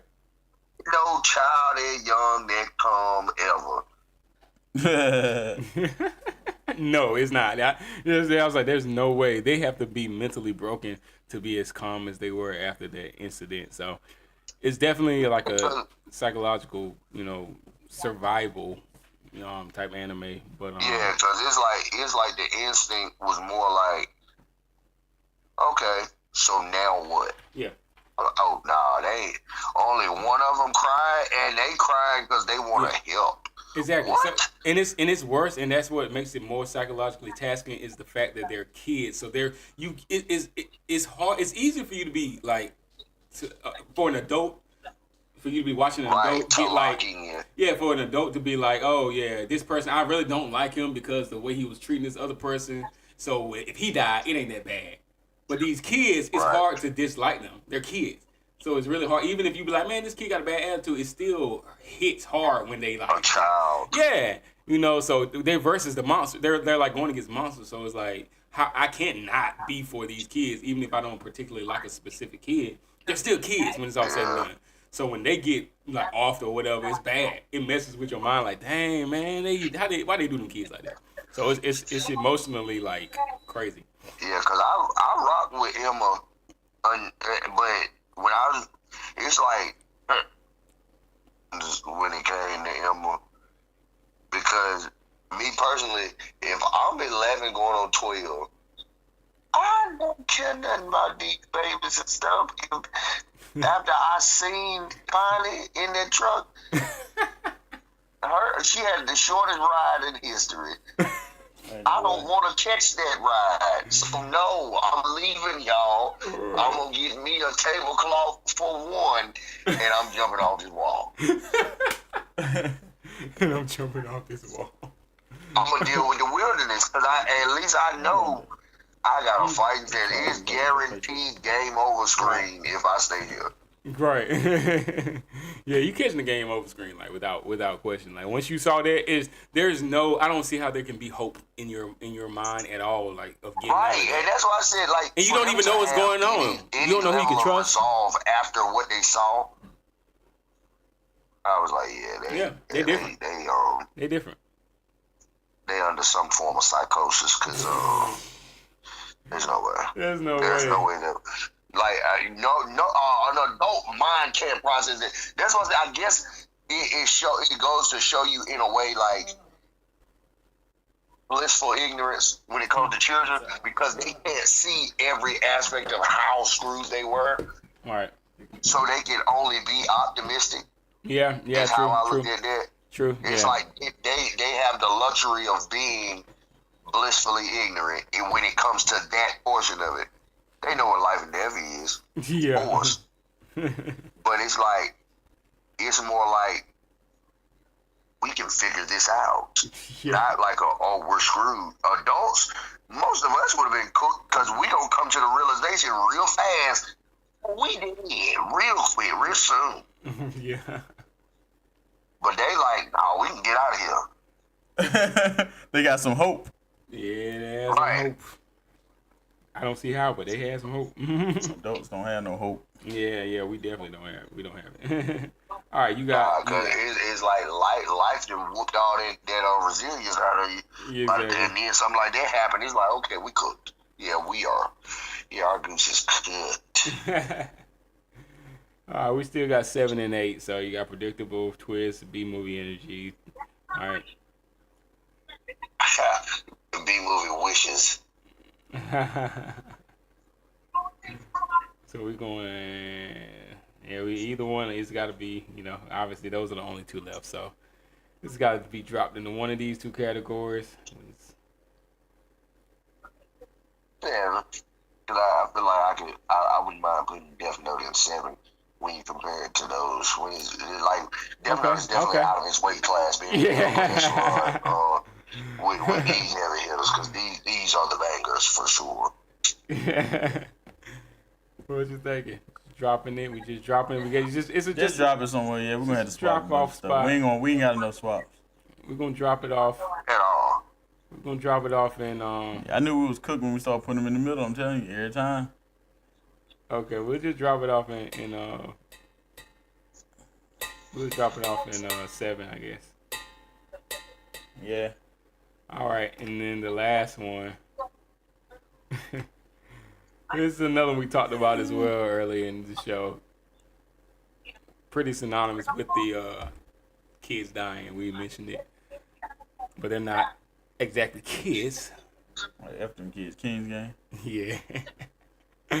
Yeah, Kings game. Kings game. That's what I'm saying. It's like, Still kids, but older kids, teenagers. Right, and there's only one place for a Kings game to go, so it gets dropped into the B-movie energy. Couldn't tell them jokers was really being controlled, or they was thinking they was being controlled and just doing it, or I was like, I don't know what y'all got. because when you look at the end of Kings game, the game's just starting. Yeah. Yeah. Yeah. So it's like it's gonna be a whole lot more of that girl on there. Yeah, but yeah. I can't think of her name, but it's like I guarantee it's a whole lot name, more right? of her than it was the other one. So her name Rachel. Her name Rachel. Yeah, it definitely gives you that like classic death game tension where it's like who gonna die next, or because you know somebody's about to die, but you just don't know who. It was straight Hunger Games. Yeah, Basically.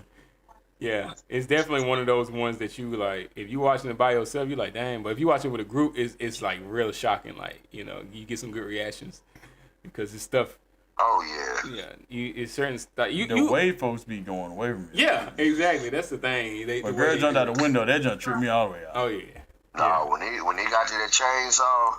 Oh, I forgot. I was like, oh nah, they crazy. Yeah. They just crazy. That's all that. Yeah, and that's the thing. When you watch it, you be thinking the protagonist is safe. Like, maybe he ain't. But when you watching an anime like this, it's like everybody's disposable. Oh yeah. Everybody's disposable. And that's what I love about it. That's like my favorite takeaway from it.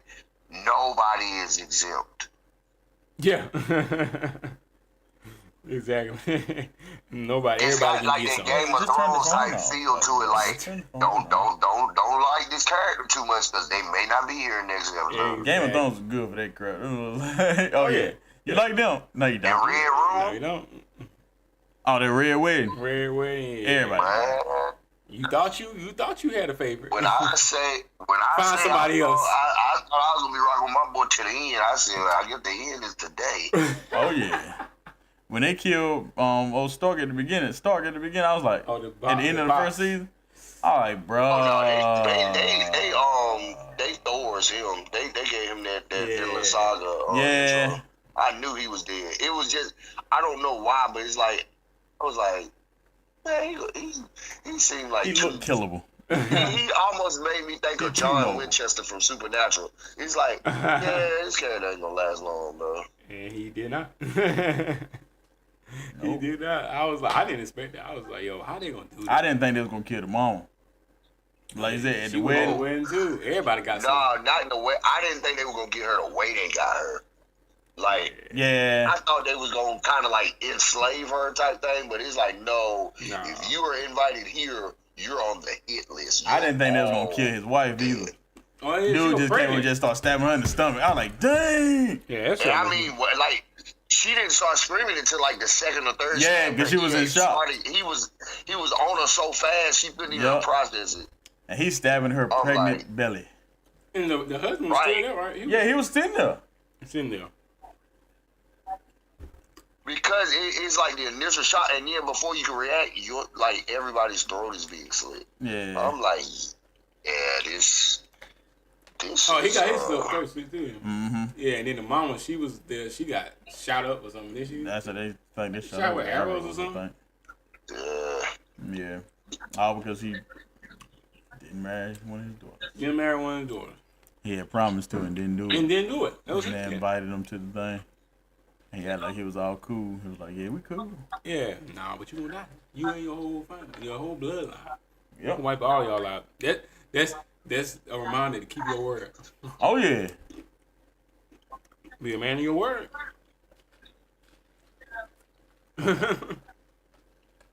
Girls are like buses. Miss one? Next 15, one coming. Okay. Don't get too caught up on one. Bird.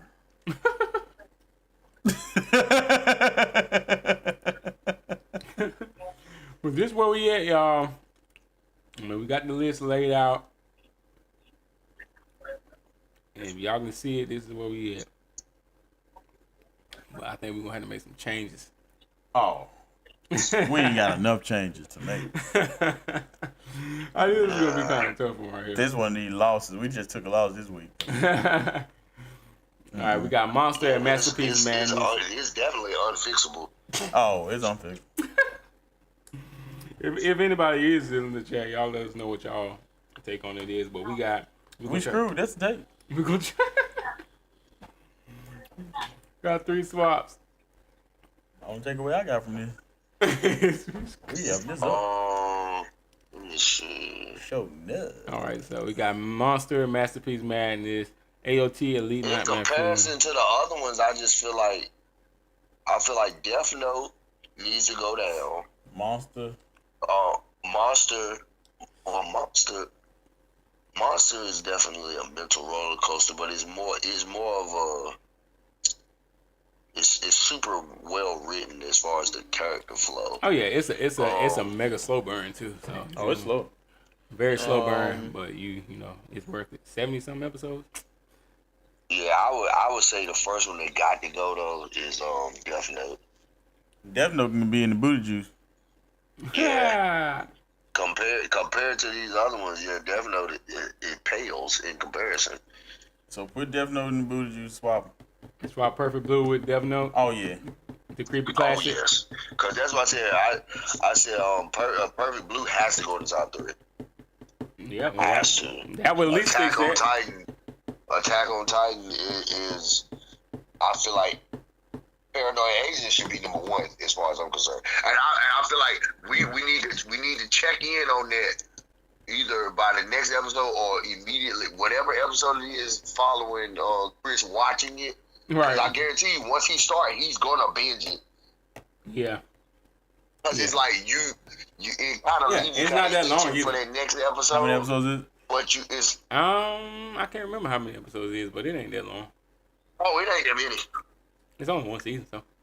Like 13 Yeah, episodes. it's short. Yeah, probably something like that. Yeah, it's one of those shorter I anime. can tell you exactly how many episodes it is. Right, yeah. You just probably pop it and look it up. If you started, it's at the top of your watch list. It's 13 episodes. 13 episodes, yeah. It's only 13. Yeah, so yeah, it's not long, so yeah, you definitely can binge watch that. Not the rollerblades. It looked like my boy from King's Game is. It's like it looked like the rest of his body is in number 9. I don't know if you can see that on the screen. Can you see it? Yeah. It looked like. Oh. Yeah, God. I don't see. I think Chris will be locked in after Golden Shoes, like episode. No. I think it's Double Lips. The episode Double Lips episode 3. Yeah. Oh yeah. After that one, I don't think you ever gonna start watching it until it's over. Like that, because I feel like that's where it got me. Like once I got to episode like 3. 2 was okay, but 3, I was like, yeah, I don't think I'm gonna be able to watch Oh nothing boy, else you gonna be messed up then. because it's like it had me to the point where I couldn't think of another show because it's like I was always like, oh my god, I gotta figure out what's going on next. Like, yeah, I couldn't watch anything else. Like it's one of the ones that's kind of like a forced binge. Like you don't even have to be a binger to lock into this one. All right. Because I feel like it's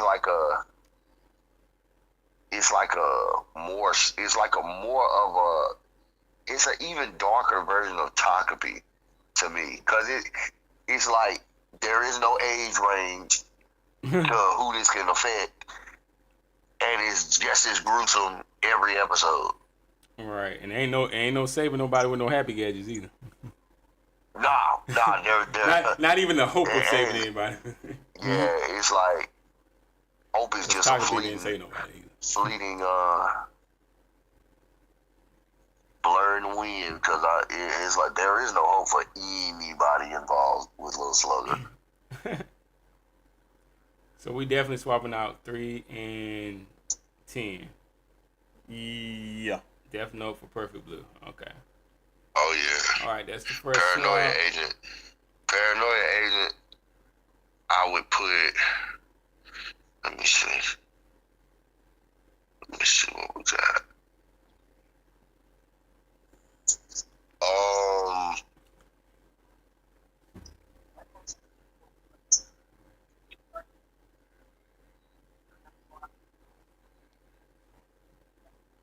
I feel like Tokyo Ghoul can get up out of there too.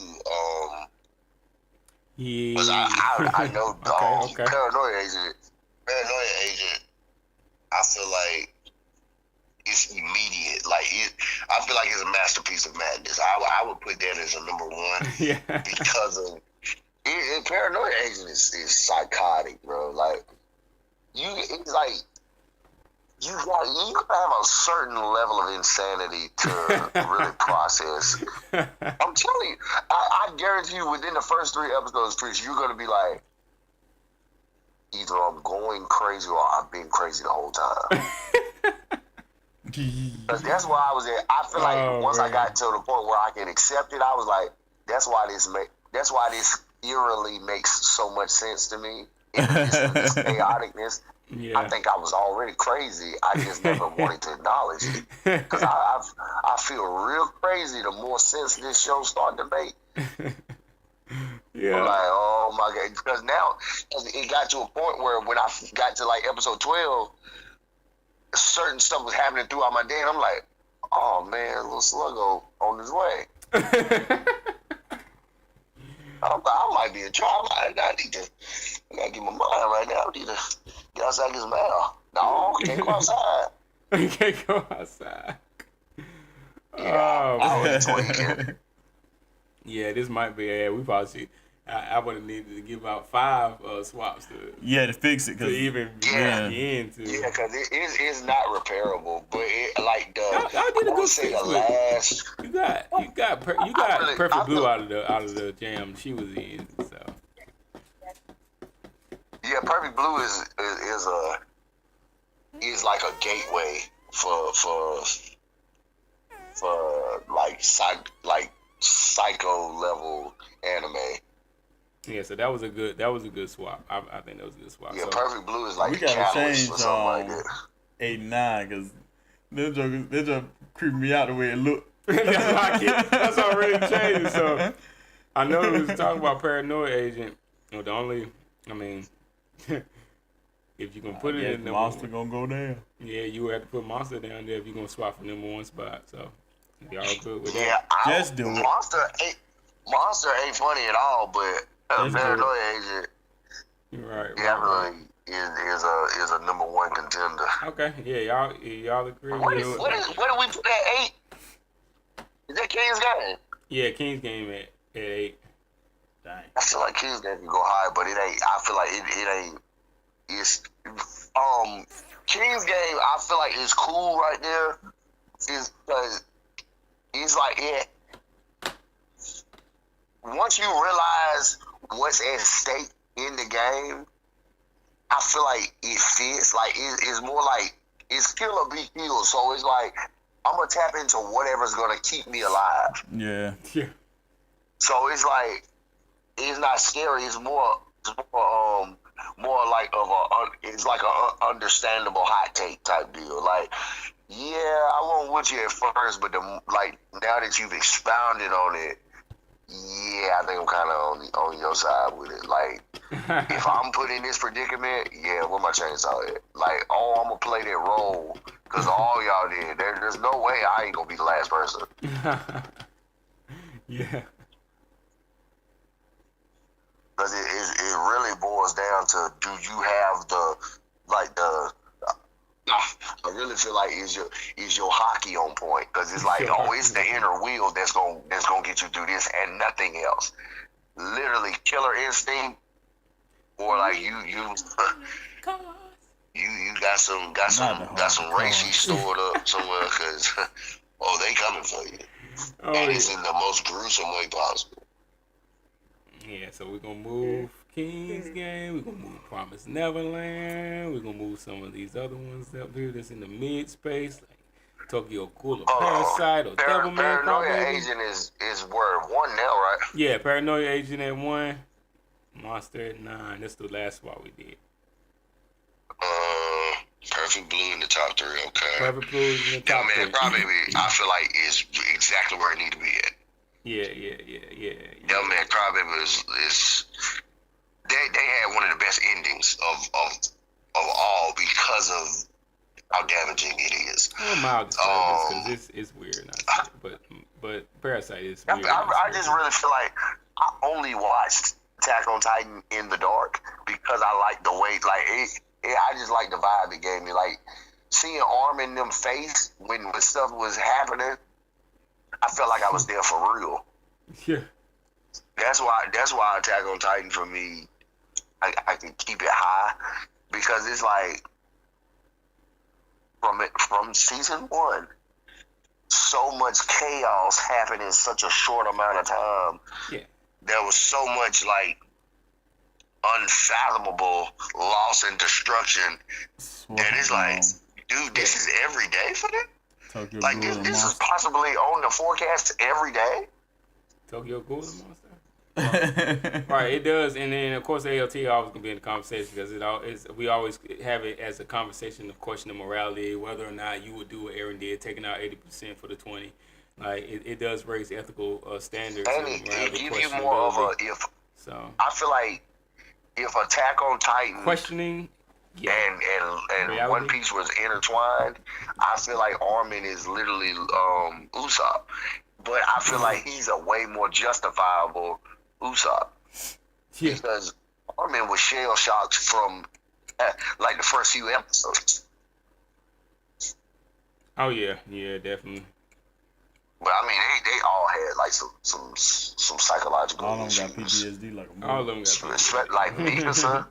Oh yeah. Mikasa needs some Ativan gel or some Haldol or something because that girl was off her rocker from the jump. Yeah.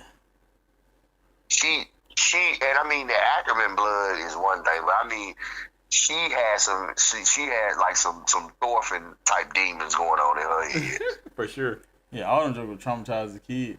Oh yeah, they were all traumatized. Like that, just them living where they were. Once you get into the child soldier realm, it's like, oh yeah. So we moving up. By the end of this, do you want to move Monster, or you think is it another one? Did you say Monster? I said Monster. Yeah. Okay. I mean, but what? Okay. I said move it over and take Tokyo Ghoul and swap. Yeah, I could, yeah. That's a good one. That would be the last swap. Yeah, I mean that's pretty much you about fixed it. Best you could. Yeah, ain't that love. Yeah, other than okay, all right, well. Other than what? Huh? Other than what? I mean, yeah, it's up to y'all, But I know somebody mentioned King's Game up front, and then I didn't know if you were trying to mess with Promised Neverland at all, but I mean that's. I feel like King's Can't Game fix everything, but I feel like King's Game is way darker than Tokyo Ghoul. Tokyo Ghoul had a torture aspect, but it's like he was being tortured like a third party type torture. King's Game, like it's each other. Like we find different clever ways to off each other, and it's while trying to act like every a day. team. It ain't like every episode, pretty much. Yeah, like it ain't like a random stranger got me. Like we know each other. Yeah, and it's every episode. Like, I'm playing your face. I'm making you think, oh, I'm the victim here, but no, I'm slowly but surely. Right. The objective. Oh my God, what's the name of that? What's the name of that show? Like as an honorable mention, what is the name of that show? Is it the Talentless Nana? Ain't that the name of the show? Talentless Nana is crazy. Yeah, Talentless Nana. Bro, that is Nana is crazy. That chick is she's so good at what she do. Yeah. She made Rachel look like she's sane. Right. Child assassins. her and Power I feel like they gotta be Rachel gotta be kin to them in some kind of way. Yeah, they cuckoo. Yeah, Nana is like she's so innocent, but like, and she ain't got no power. Like Coco, exactly. She almost Coco is crazy. She's local. She almost put you in the mind of Anya. Anya, 400. Anya. Yeah, because her little calm disposition, like she's so sweet and innocent, but there's so much psycho in there. Your brain would never be able to process it in time. Her name is Coco. She is loco. I say, oh no. Youngana. Youngana was good, man. But yeah, Coco was crazy. Yeah, it's always crazy. There's one crazy chick. In these anime like this is one crazy chick. And she always blonde. Well, I tell you one that won't blonde. She a beast, but she crazy. That dog Marileona from Black Clover. That chick is a lunatic. Oh yeah, she redhead. Basically. Oh yeah. And all Hayase descendants, all freaking Joy Turner. All them Joy Turner. She purple headed. Yeah, all them jokers crazy. They all got same staple purple hair. And they all crazy. It's always a crazy chick in this anime. Yep. So y'all, you good with swapping the monster with Tokyo Ghoul? I'm down with it. Oh yeah, that's cool. Alright, so that will be our final swap. So we fixed it better than I thought we could do. Masterpiece of Madness goes to Paranoid Agent. First category there, and Elite Nightmare Fuel goes to AOT. Creepy Classics category goes to Perfect Blue. 4 for Solid Scare goes to Devilman Crybaby. 5 for Decent Thrills goes to Monster. 6 A Mild Disturbance goes to Parasite, The Maxim. 7 Predictable Twist goes to Promised Neverland. The B Movie Engine goes to King's Game. Unintentionally Funny, number 9 category goes to Tokyo Ghoul. And 10, the Trash Bag Booty Juice tier goes to Death Note.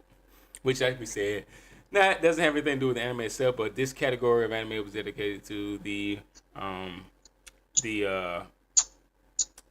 horror anime, and we were talking psychological. Right, it's horror and psychologically thrilling. So it's not really creepy, right? Horror. When you think about the concept of number 10, where it is, it's like it's not really scary. Like it's kind of like slice of life with Halloween lights. It's kind of what you get. It's kind of. It's kind of like slice of life, like Yagami's God complex. Yeah, God complex. Like then relationships and everything. Befriends his rival. He befriends him. So there's a lot of that stuff going on, friendship, but it's of course covered up by the darkness of what's really going on. I'm trying to kill you. But, so it does fit that we're talking about. It looks like a slice of life with Halloween lights. So Trash Bad Booty Juice tier. That's the first time Death Note has made it that low in the tier. But hey, it's what it is. Yeah, he was just in the wrong lineup tonight. Yeah, right. But we didn't do as bad as we started off. At first, it was like, oh my god, this is like we're not gonna make it. Right, yeah, it didn't end up being the worst. There are some I personally feel could be changed up, but it with only three swaps, it did the best. Y'all did a good job, like fixing it from what it was, like you said. So, all right, this is our tier list. If you're watching this after the video is uploaded, let us know what you think. Hey, take a screenshot and share it across your social medias. Let them know what we do here at Debatable Anime with our infamous tier list. That's gonna do it.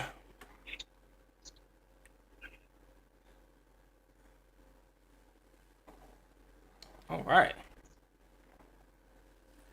Now, as we said, last but not least, we're going to be moving on to our hot takes for tonight. Of course, we searched the worldwide in the web, some places like Reddit, places like X, and we found the most outlandish hot takes known to man. And we're going to present them to you tonight.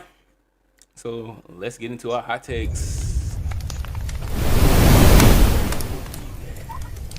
It's hot. It is indeed hot, and we're going to get into it right now. So let's get into our characters and writing hot take for tonight.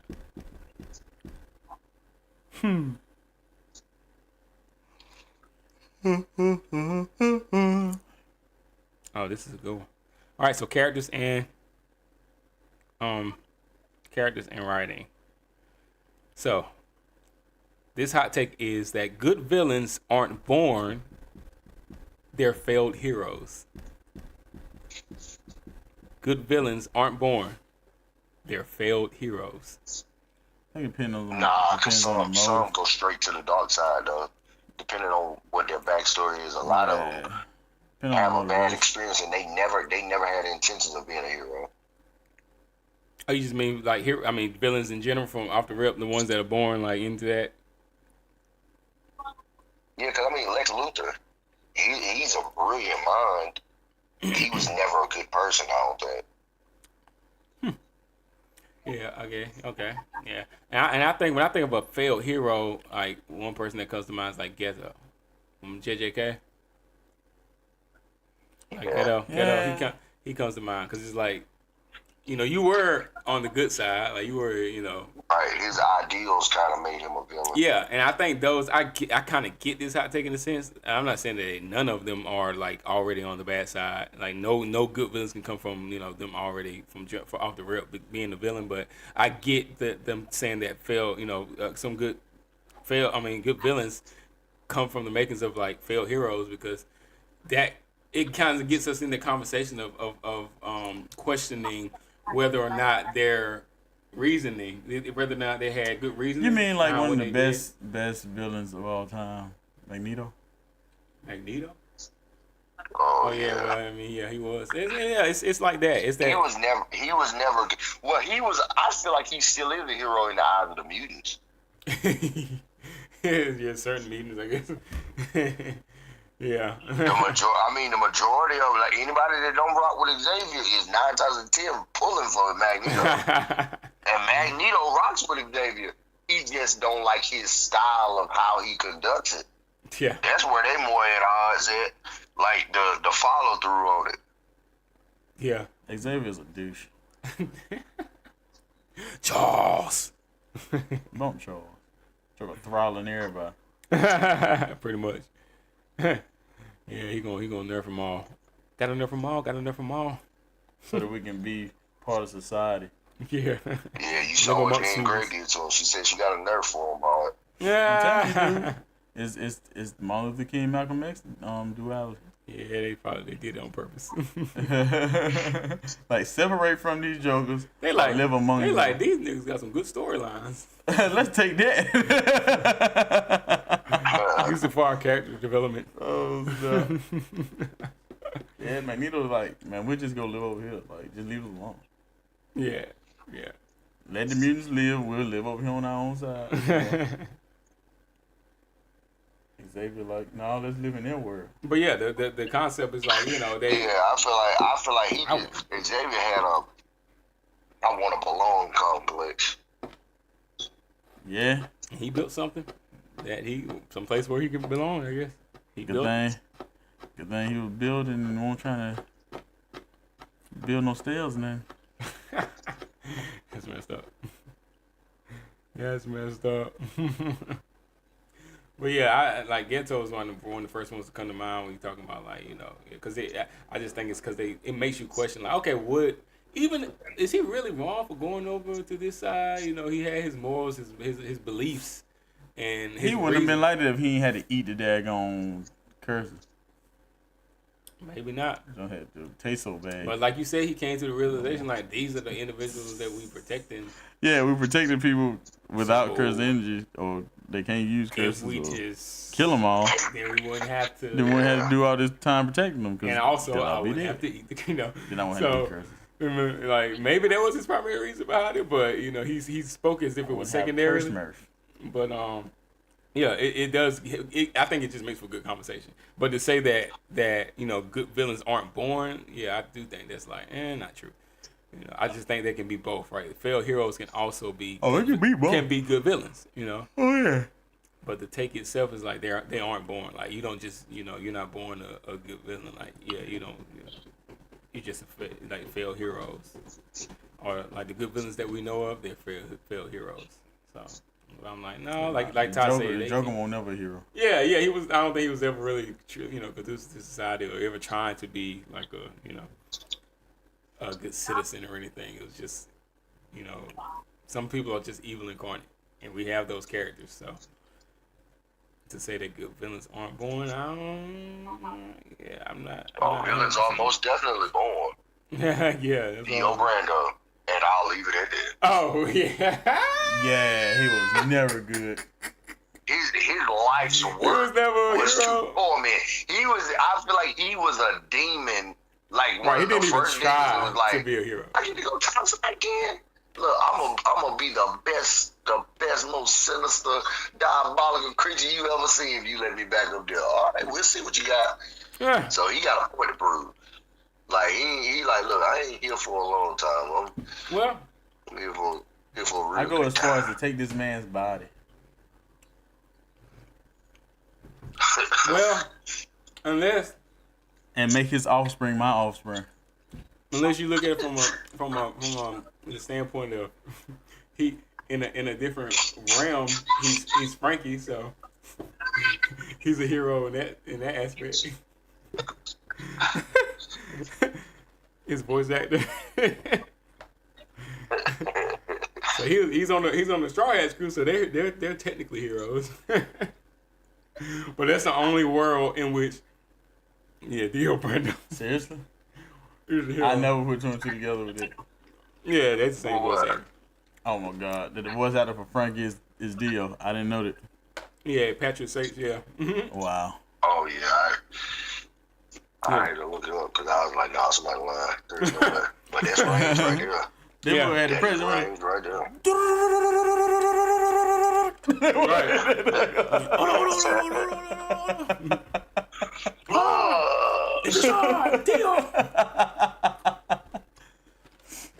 Oh my God, yo. Yeah, but no, you're right. Dio's like a perfect example. Like, he was born a villain. There's no heroic bone in his body. No. Yeah, because I never feel like he was ever good, but I would say the same thing about Orochimaru. But his was like he was power crazy. Yeah. All right. Yeah. And then, in the end, you can still say, I guess, technically it was you still get a not hero arc, but kind of like a redemption arc. With Orochimaru? Yeah. Yeah, you did. Dio don't get that. Dio does not. Yeah, Dio. There's no way Dio would reject it if he tried to give him one. Exactly. Right. Exactly. He did. He did. He forgave him. Oh yeah, Jonathan. Jonathan forgave him, and then he was like, okay. And then he went on and disappeared, and still tried to kill that boy. He tried to kill him. Yeah. And then couldn't, and waited for him to die on his own, and then took his body. Before he could die. Right. Yeah, Dio's I could never comprehend the insanity that is Dio. Like he was just evil. He literally was just evil. For the sake of it, joy. Like he just it gave him pure joy to just know to he was be inflicting that type of mental damage on people. Yeah. It ain't even people. It's just the Joestar. The Joestar. Yeah, he still messes like. He does, but it's for the purpose of destroying the Joestar. It's all to get to the one bloodline. Yeah. It's all like you said. But the crazy thing, they're all his kids now. Oh yeah. Technically. Like technically, they're all his kids now. Yeah. Yeah, I guess it's like because his body is Joseph's body. Yeah. Yeah. I mean, Jonathan. Yeah, it's Jonathan's body. Crazy. It's his body. Yeah, it's wild. It's a whole. Yeah, it's messed up. He messed up. You get your head cut off. Yeah. And you sit there and wait for this man to die. So you can take his body. So you take his body. And it's like, how do you even do that? I thought you were supposed to be like a vampire. I thought you were a vampire. Yeah. Because you became a vampire. But like, is that even an attribute of vampires? Like, how do you just? Not our vampires over here. Right? I Yeah. guess Apparently, it's over there they can do that. Well, I guess maybe Demon Slayer. Well, I mean, look at the vampire in Bungo Stray Dogs. Like he was impaled and just chilling. Yeah. The same thing with Demon Slayer. I think they would be in vampires. Japan, they're vampires. Yeah. So I guess their vampires can do different things than ours. Vampire Slayer. It's what it wouldn't have translated well over here. Yeah, no, it wouldn't translate it. Definitely wouldn't translate to Demon Slayer. Yeah. But over there, but yeah. So yeah, I don't know. When you bring up Dio, I definitely would. That's the hot take because of a Dio. Yeah, it's Dio take the cake. Yeah, when you say that, I'm like, I can't. Yeah, Dio changed the rules. Like it's like certain stuff. Yeah, I can go it ain't either even way. a conversation when Dio's in the mix, it's like, right. Yeah, Yeah, but the way they worded it, was it villains aren't born? Yeah, good villains aren't born. They're failed heroes. See, now Dio is a good villain to me. Yeah, from off the rip. He was never good. He was never good. Yeah, he never made an effort to be good. Like he was all about being a nightmare. Yeah, so yeah, we can douse it. All right, let's move on to our storytelling and themes hot take for this evening. All right, storytelling and themes. Too many animes start strong and forget how to end. Too many animes start strong and forget how to end. Talking about these new ones, yeah. Me and Cam was just kind of talking about this today as well. Like he was just bringing out like so where some of the anime probably should have ended at. Like even the OG anime, like some of them where they should have ended. Like just saying like how they seem like they going. And he brought up Invincible, which is an anime, but he just saying like how they be seeming like they be going so far, then they just go veer off and go left field somewhere, and it's like where are we actually trying to end? Did the writer actually know this is where they're going? He's like, it seems like sometimes the writers seem like they didn't. This is not where they planned to go when they created this. It's just like somewhere along the way they decided to change the rules and just they're all left field somewhere, and it's nothing like what it was when it first started. He brought up like with devil fruits and stuff like that. But I was like, well, no, they with Luffy and going Gear 5 and stuff. I was like, well, they actually insert the idea that there's a such thing as like awakened devil fruit. So it's not like they just went off left field. Yeah, because what's the name said? Flamingo. Right. Says that fruit was awakened. Right. They actually allude. So it's like he was like, yeah, well, I haven't watched One Piece. But I was like, I get what you're saying though. Like it do. He was like, yeah, like cause Naruto probably should have ended. He was like, I was like, yeah, what the paint art? I was out of here. A lot of people say that, and he was like, yeah. My boy said it just should have ended back with Zabuza. Good God! I was like, dang. Like seriously. I was like, yeah, what you said, but dang. Ninja. Yeah. I'm like, that's back when they were actually ninjas. Yeah. After that, they became something else, like intergalactic police or something. They became the Thundercats. They became something that made ninjas pale in comparison. Yeah, it got crazy. But yeah, that's the hot take though. Like too many anime start strong and forget how to end. Yeah.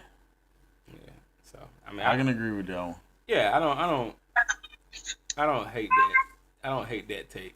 They start strong and forget how to end because I think they can go left field. Like, even with My Hero Academia, how I've heard that ends, if they do the anime the same way, just the idea of that is kind of like you can tell that it's not as simplistic as it once was. We're like, hey, 80% of the world has these things called quirks, and some quirks suck, some quirks are good, some quirks are used for certain things, some are not. I didn't have one, now I do. Yay. Yeah, that was My Hero Academia up front. It was like, okay, that's cool. He's like the chosen one, whatever. He's getting stronger. But now it's like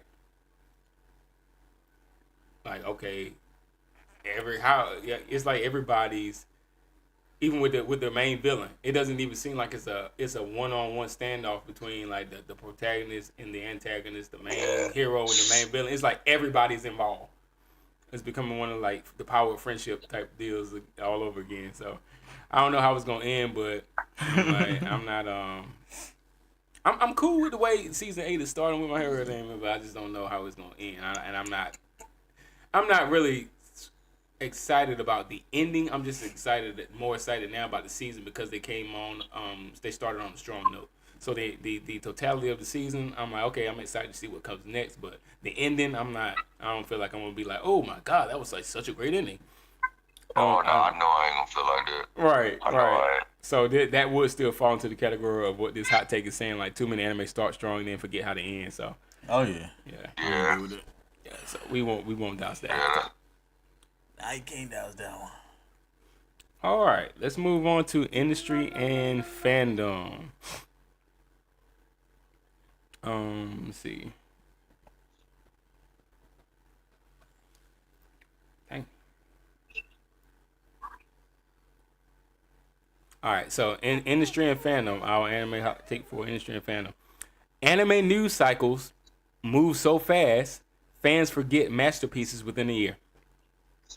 Anime news cycles move so fast that fans forget masterpieces within a year. I don't know though. I don't know if we the right ones to talk about this. We from a generation where you had to daggone watch it when it came on, or you had to have a VHS recorder. You had to record it and watch it later. But most likely you're gonna wait until it come on again.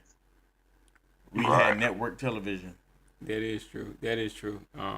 But also it's this hot take is pretty much heavily predicated upon the fact that you're watching the news cycles in order to keep up with like your anime watching schedule. Like, so if it's not really talked about in the news, if it ain't hot, if it's not popping really in the news cycle, then you pretty much like ain't even on it. You don't watch it. Yeah, but I mean, which is probably the case for a lot of people.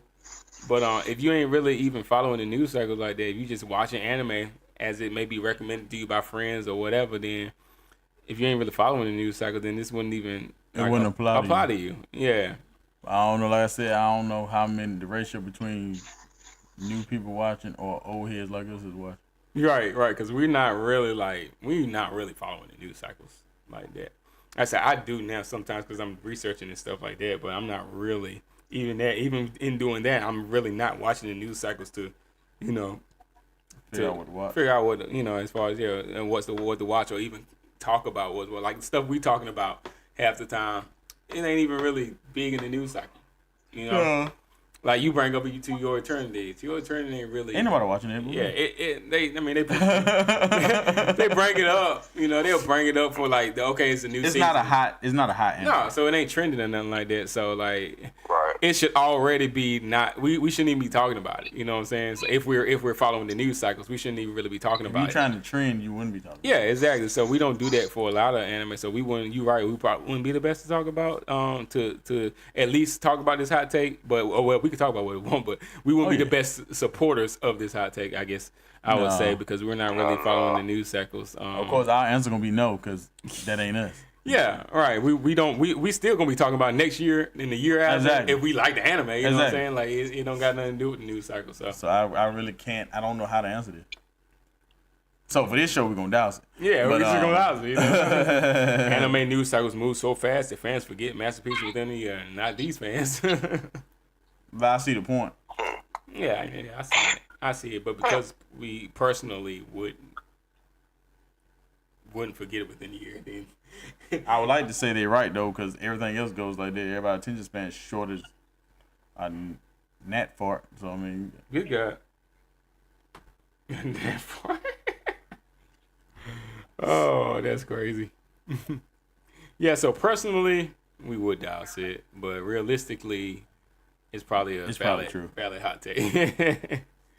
So we just we're gonna sprinkle a little water on it. Yeah.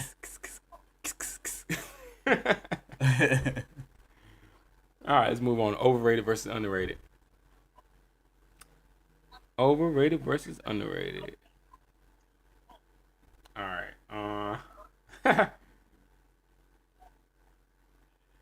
All right. My Hero Academia, since we've been talking about it.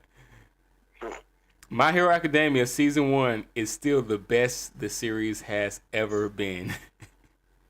My Hero Academia season 1 is still the best the series has ever been. I'm gonna say no because the first season didn't have all on the that. first few seasons. Yeah.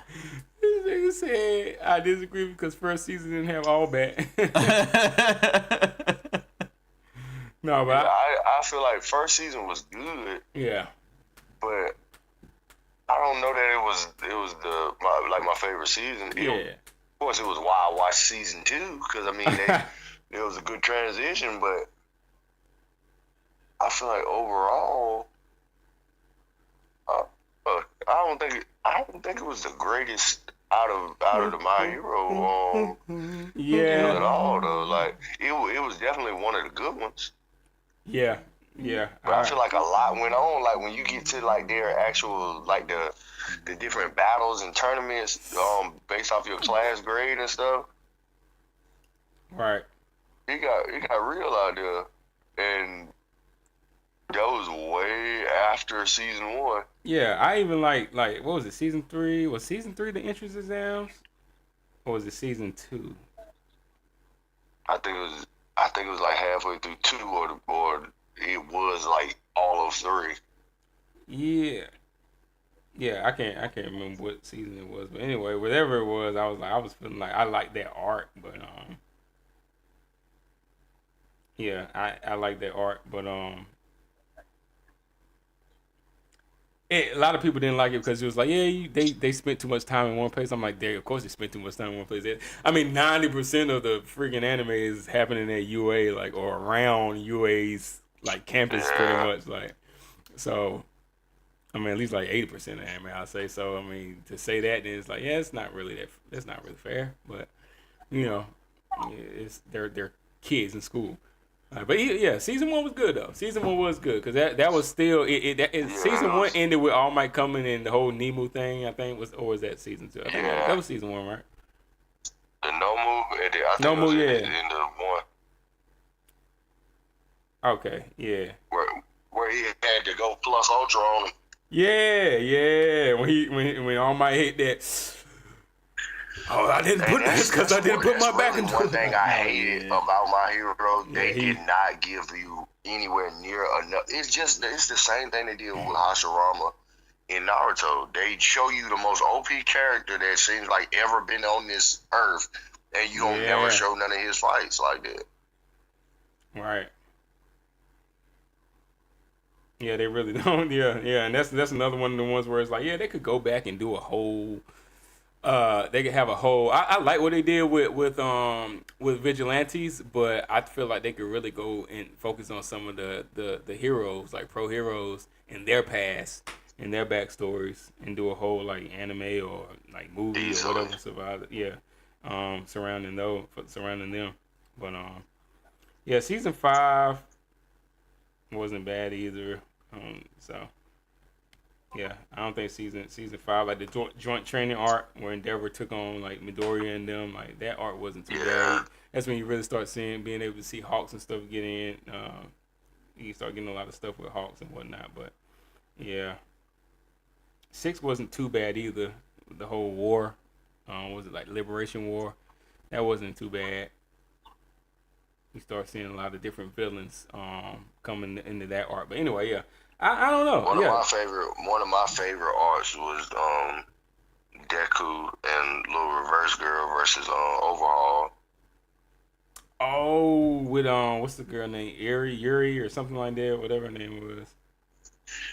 Yeah, I think it was like Eri or something like that. Yeah. With a little horn.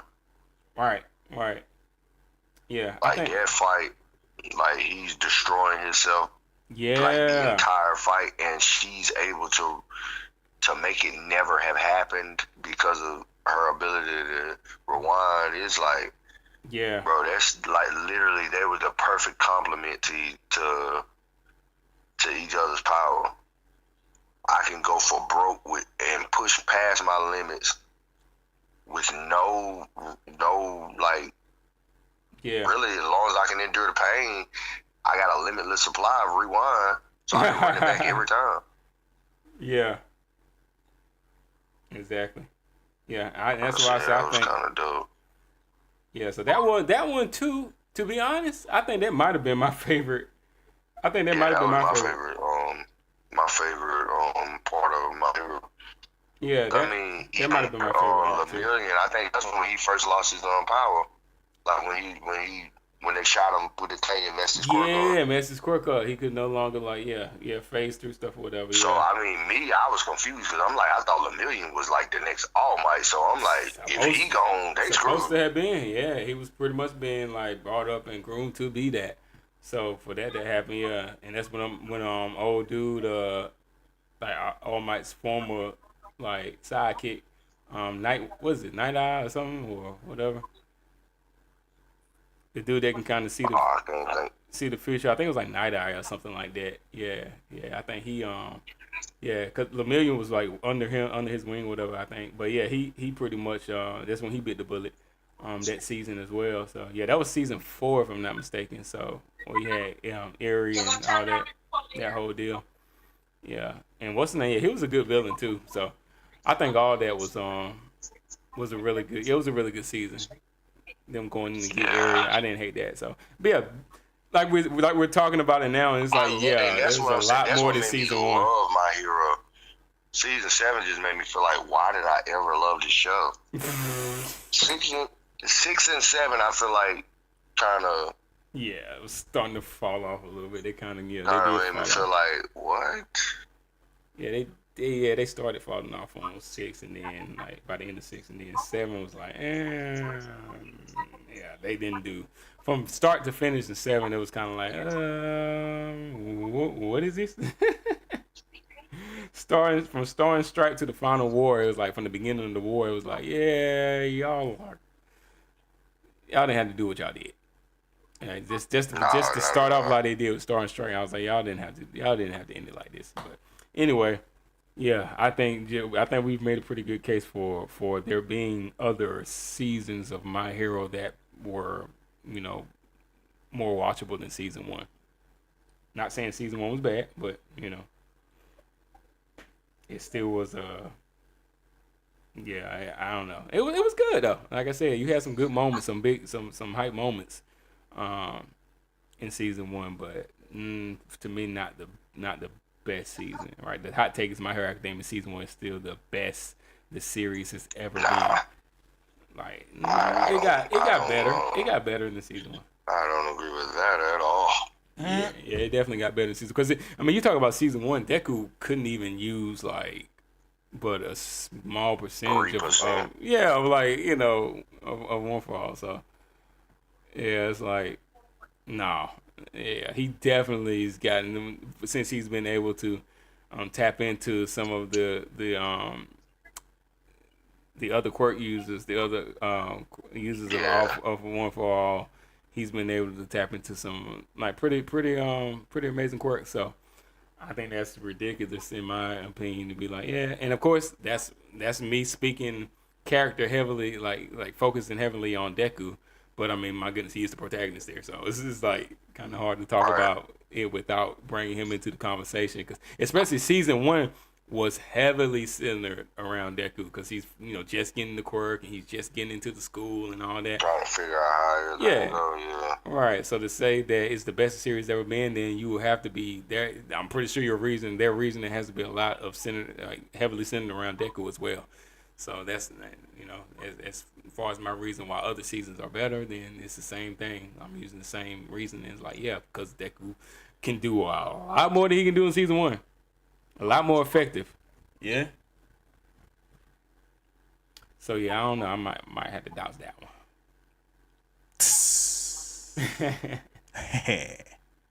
All right. So our poll style, going to our poll style starter. So of course these are questions that you can, each week try to bring you one of these questions that you can pretty much take and put in one of your social medias, all of your social medias, or in a group session, just to start conversation and be able to debate, on what you believe in your thoughts. So our poll starter for this week. Let's see.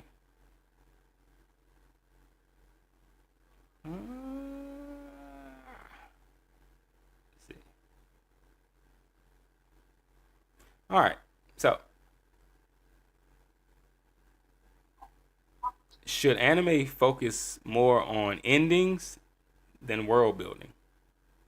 Should anime focus more on the endings the ending than gonna world suck building? if you don't build the world, right? I feel like it got to be a good balance though. Like that, I mean, you ain't got to overly build the world, but it's like you need to build it in a way that's gonna bring it to a culmination at the end. Like it's got to come to a smooth conclusion. Like transition, it ain't guaranteed gonna be a smooth transition, right? From season to season, but like when you finish the anime, it should be a definitive. It's over.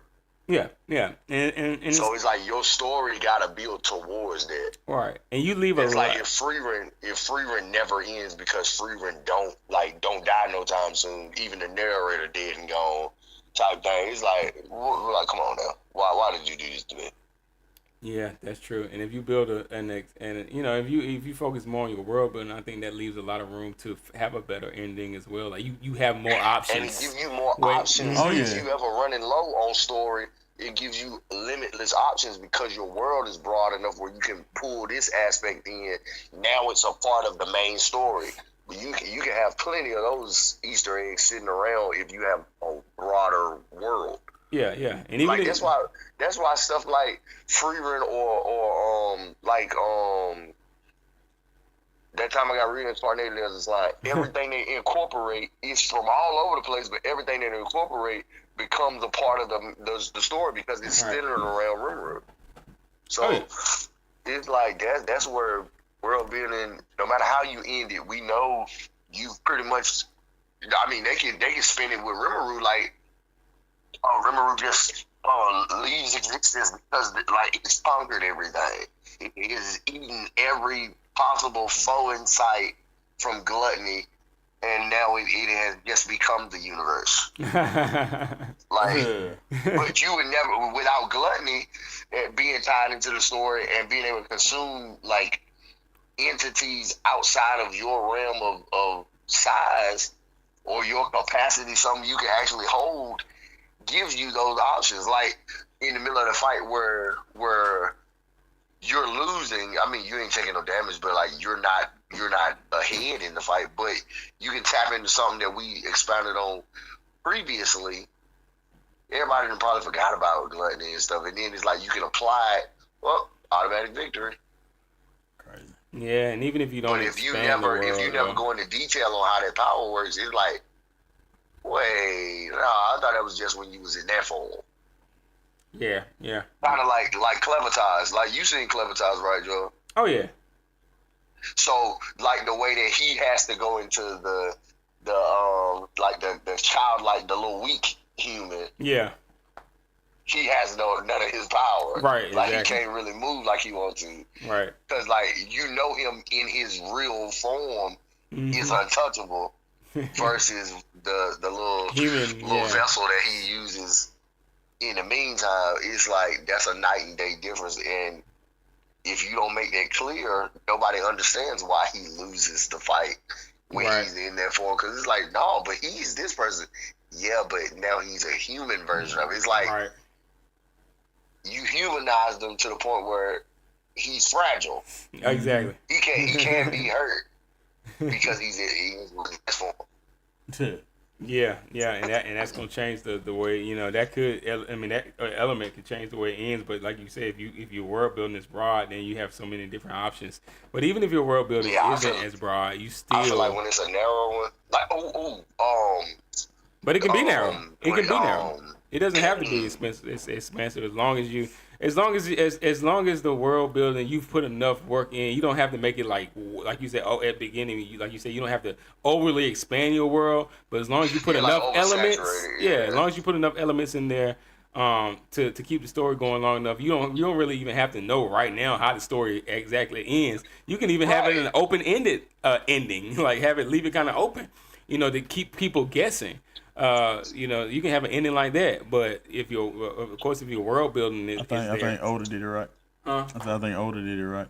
Oda did it right. Yeah, his world it's so big. Yeah, it's so big. He got stories forever. Yeah, you're right. Just like Game of Thrones, they can have 100,000 spinoffs because of how they ended it so horribly. You don't get a conclusion to nothing except for the fact that Daenerys dies at the hands of Jon Snow. And you can everybody else that was still alive is still very much moving and operating wherever they were, wherever you left off. So it's like this story can be told from so many more people's vantage point. It's like, why we only got House of Dragon? why isn't there more? Like y'all already murdered our feelings by ending the season the way you did, and then all we get to show for it is a couple seasons of House of Dragon. Let's go into the Valerians, having their own little segment. Now let's talk about winter that is coming. Let's talk about how they got the way they are. Like there is so many different ways because you made it so broad. You introduced so many tribes and different groups that are all afraid of this one great big entity. So it's like. I do remember. We can tell a whole lot of stories from there. Don't remember what happened after the game. Okay. Yeah, it did. I remember that now. I do remember that. Yeah, winter came. Whatever. Yeah. Now I said, did winter ever come? And I said, Joe was like, yeah, winter came. I was like, yeah, boy, did it. Yeah, it did. Yeah. But that's what I'm saying. It's like having that broad of a. Game of Thrones from season to season took you places, took you different tribes, introduced new people, or because just Daenerys can have her, like, it pretty much was her story. Oh, yeah. Once she got introduced, it became, Game of Thrones was about pretty much Daenerys becoming a tyrannical leader the same way that her ancestors had. Yeah. But then House of the Dragon kind of gives you the root cause of her rage and why she is the way she is. Yeah, but you can also go, like I said, the Valerian side. You can go into the aspect of the Ice Men, like the Ice King, the leader of the winter, like the undead army. Right. Because I mean, everything he kills is now your op. All of your homies and stuff that he's took out are now literally immediately 100% after you. So it's like let's see how that whole side became what it is. I'm like, bro, like were they not thinking? Even the ending pissing me off didn't matter as much as how much story there was left to tell. Yeah, and that's what happens when you do good work. They shortchanged themselves pockets wise, and they did us a disservice because we were all locked in. Yeah, but you can and that's the thing is you like the way this story ended sucked, but what about the other stories that they can make off? But depending on what based off a whole because it's open ended. Like there's so many different people that we can utilize. Yeah. So I mean I still chalk it up as one of the worst. I guess you primary endings. One of the worst on-screen endings of all time. So they probably should have focused more on the ending. Yeah, it's a lot of inspired by type shows though because of Game of Thrones. Because I feel like if Game of Thrones wasn't what it was, I don't feel like something like The Last Kingdom could ever have been wrote in the way it was, even though it's just straight Viking lore. Yeah. The way they did it, it definitely gave you some of the parallels from Game of Thrones. Because Uhtred, son of Uhtred, I mean, that's I don't know what you're watching. It was not historically accurate at all, but it was a good show. See, and that's what I'm saying. I'm like, that's just the stickler in you, Chris. That you're the actually guy, like the actually. I just put some diesel in my truck, and Chris will know. No, you put biodiesel because there's 5% fuel in there. Touche. Oh snap, yeah. Actually, but I know, and that's one thing that I love about Chris. No matter what it is, his mindset, and that's another great thing about anime is what I say, because Chris may look at it one cut and dry way, but that doesn't negate me and Joel's opinions are totally different from one another. But Chris will look at both of ours in the same pot because it's like, no, but they both of y'all stories still missing this main ingredient right here, so it's not right. and that's what I like about like just the open discussions we have, because it's like this is the essence of debatable. Oh yeah, 100%. Oh yeah. Because like I know for me, same thing with binging. I'm a binger. I don't care about spoilers. It has never changed my reality or how I approach an anime. Chris, I don't even want to see the anime if you spoil it for me, because now you've robbed me of my moment. Joel is kind of like I mean, depending on which anime it is, it's all good. I mean, it is what it is. And those are three different variations of watching the same one show. Yeah. But it's like, it is what it is. Yeah.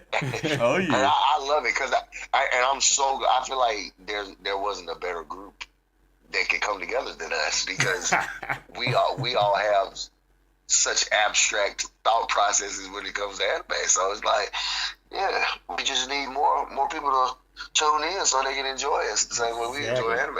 Oh yeah. Yeah, it's definitely a place Oh where yeah, all are like welcome. and subscribe. Oh, everybody will. Yep, everyone is definitely welcome because we love it. We love having these conversations for sure. 100%. I can agree on that. Yeah, we can hang on to that one. Right. We all agree on that one. Oh snap.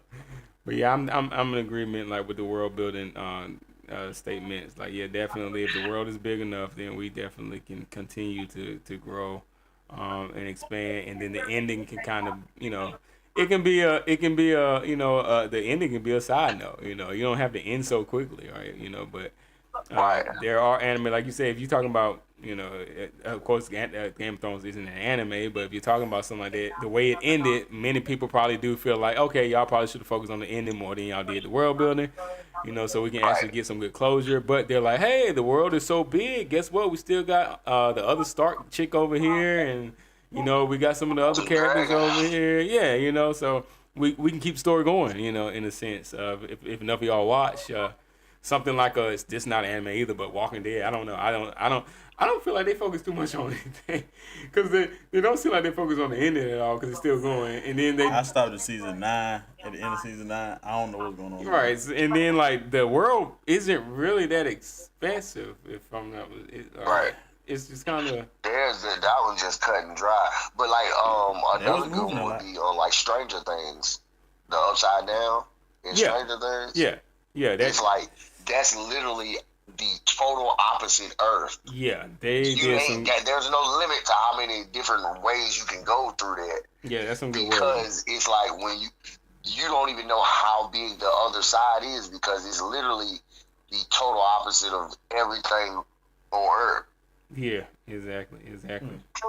Yeah, AOT, we go back to AOT again. They definitely great world building. Oh yeah. The ending still was acceptable. Like I don't think they really could have done too much better with the ending either. Like the ending was very acceptable to me. I was down with it. So I think it's because they could went so many, because the world was so big, they could have went many different directions. Yeah. The world building was great in right. AOT. And I think a lot of people, when season 4, the final season came out, they were like, how is this going to end? Because it could have ended in so many ways, in so many different angles, right? So because the world was big, like you say, One Piece, God knows how that's going to end, because the world is so big. Like Made in Abyss. Even though I say, like we talked about Naruto, I think they could have done better with because they focus. The world it's still good world building. I just think they focused way more on the leaf and they could have expanded to different areas a lot more than what they did, and utilized more of the geographical locations in their world than they did. So they definitely, in my opinion, didn't do as good as in One Piece. But still, with the ending, it's like, yeah, y'all probably should focus more on the ending. And then your world building is like, yeah, y'all had a good world, didn't really utilize that, but you could have utilized that to make your ending better probably. But So yeah, but ultimately, world building I think is the primary factor. So if they, I don't think they should focus on the endings, more on the endings than the world building. I think we can probably agree. Yeah, the world building got to be there. Yeah, the world building is crucial. It's crucial in having a good ending. All right, I think that does it for our gonna do it for our hot takes too. I forgot. I'm way past due on my Yeah, that poll been Yeah, I'm gonna go ahead and end that. Been done for a minute, so it did end up pretty. That was pretty interesting. Psychological mind games. All right, which type of horror hits harder? Psychological mind games, supernatural spirits, gore, body horror, and realistic human horror. So, psychological mind games, yeah, and then supernatural. Hit another one. So yeah. So I mean, I pretty much figured that psychological mind. I think everybody pretty much, a part of you likes. Oh yeah. A part of everybody kind of likes the mind game. Like, it might be at different levels, but I think everybody kind of likes, like, okay, this anime made me. You love for it to make you think, but then when it makes you overthink, it's like, oh man, they really did their job on this one. Right. Yeah, I'm gonna start that paranoid agent tonight. Yeah, you definitely got to start. Oh yeah, you might look. You gonna be like, dang, what time is it? Ah. I want to start the next I'm episode. telling you what, mark my words, like episode 2 or 3, you gonna be locked in. Locked all the way in. Oh yeah, I'm gonna check it out. All right. Then that's gonna do it for us. That was our finished up our hot takes for the night. So that's it. That's gonna do it. So, hey, look, we appreciate it, man. Everybody that came in and chimed in with us tonight. We appreciate we love the love that y'all provide. Yes, sir. Getting us there slowly but surely, creeping up on the subscribers. Every now and again, we're getting more people to come in. Thank you for liking, sharing. If you haven't liked it already and you're still in, like it, like this. If you're watching this video after it's dropped and you just happen to come to the end of it, make it to the end, make sure you like it, like the video, comment, leave a comment, and share it. Just let them know what we do here at Debatable Anime. Each week bringing y'all some of the most up-to-date anime news that we have for the week. Bringing y'all some our infamous tier list, of course. Last but not least, our hot takes. Bringing you some Gabor drops every week from the world of Gabor. Some information. Gonna get that book out there eventually. We want y'all to be a part of it. So of course follow. If you have any questions or anything, or you wanna learn more about Gabor and how you can be of assistance, or even how we can help you. How we can collab or whatnot on novels or different works of art like that. Then hey, hit Chris up at GaborWorld.com. You can always hit GaborWorld@Outlook.com. You can email. So you can also hit us up at itsdebatable@Outlook.com. But he also has a Discord that you can go to, Gabor World. So lead them there. But yeah, I think that's pretty much it. Y'all got anything else? Ty, you I guess you'll be back on the road, so I don't know when next time you think you'll be in studio. I'll be back next week though. So cause I gotta get gotta get situated.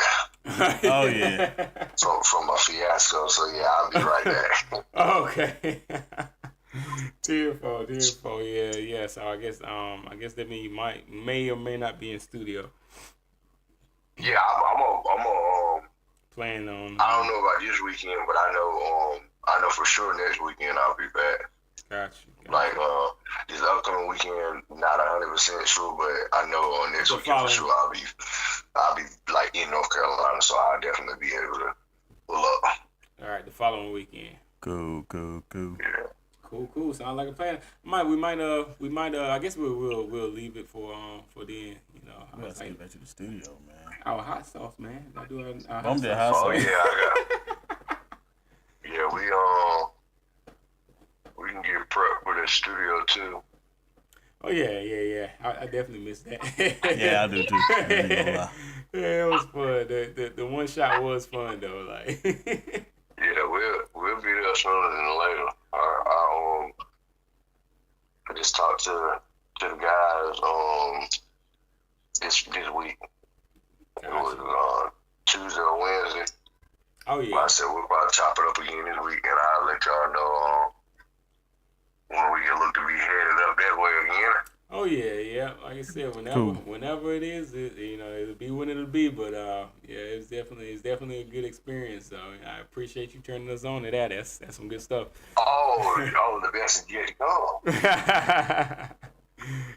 So yeah, we all working on new music as well. We always got some new stuff for you. Y'all always can check out our on all our social medias. It's a link.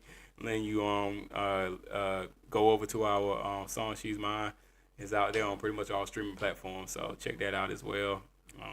As always, bringing y'all shorts and bringing y'all new videos. We're gonna be trying to work on some more reaction stuff coming up. We may do an actual a compilation of One Piece videos doing reactions to One Piece OPs. OP. Yep, One Piece openings, doing One Piece openings on reactions. So that's gonna be something that we're gonna be working on in the near future. If y'all want to see that, if anything else y'all want to see, let us know as well. So always looking to work on new stuff, new projects for you all. Of course, this is a community that we're building. Something that's gonna be long standing. This channel is gonna be here for as long as YouTube and all these other social media platforms that allow us on here. You may be seeing our offspring and stuff come up and pop up on this channel from time to time, like going into the future. So it'll be here and it'll be constantly growing. Something for us and future generations and everybody who loves anime to come in and tap in and be a part of. So it's something that we're building from the ground up. So continue to join us and watch us each week as we continue to give y'all content to consume. Yeah. But it's all for the love of for the love of anime, people. So that's what we do. But all right, there's nothing else to be said. That's gonna do it for us. Again, we appreciate y'all chiming in with us and catch us next week. Y'all will, same time, same place, 6 p.m.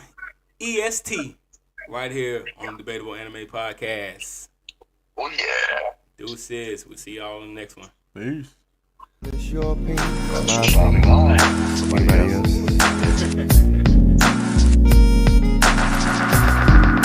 Gotta focus. Gotta remember. It's debatable. It's debatable. It's debatable. Come on in and help me find it. It's debatable. Always remember, it's debatable. It happened in the manga, it ain't canon at all. It's debatable.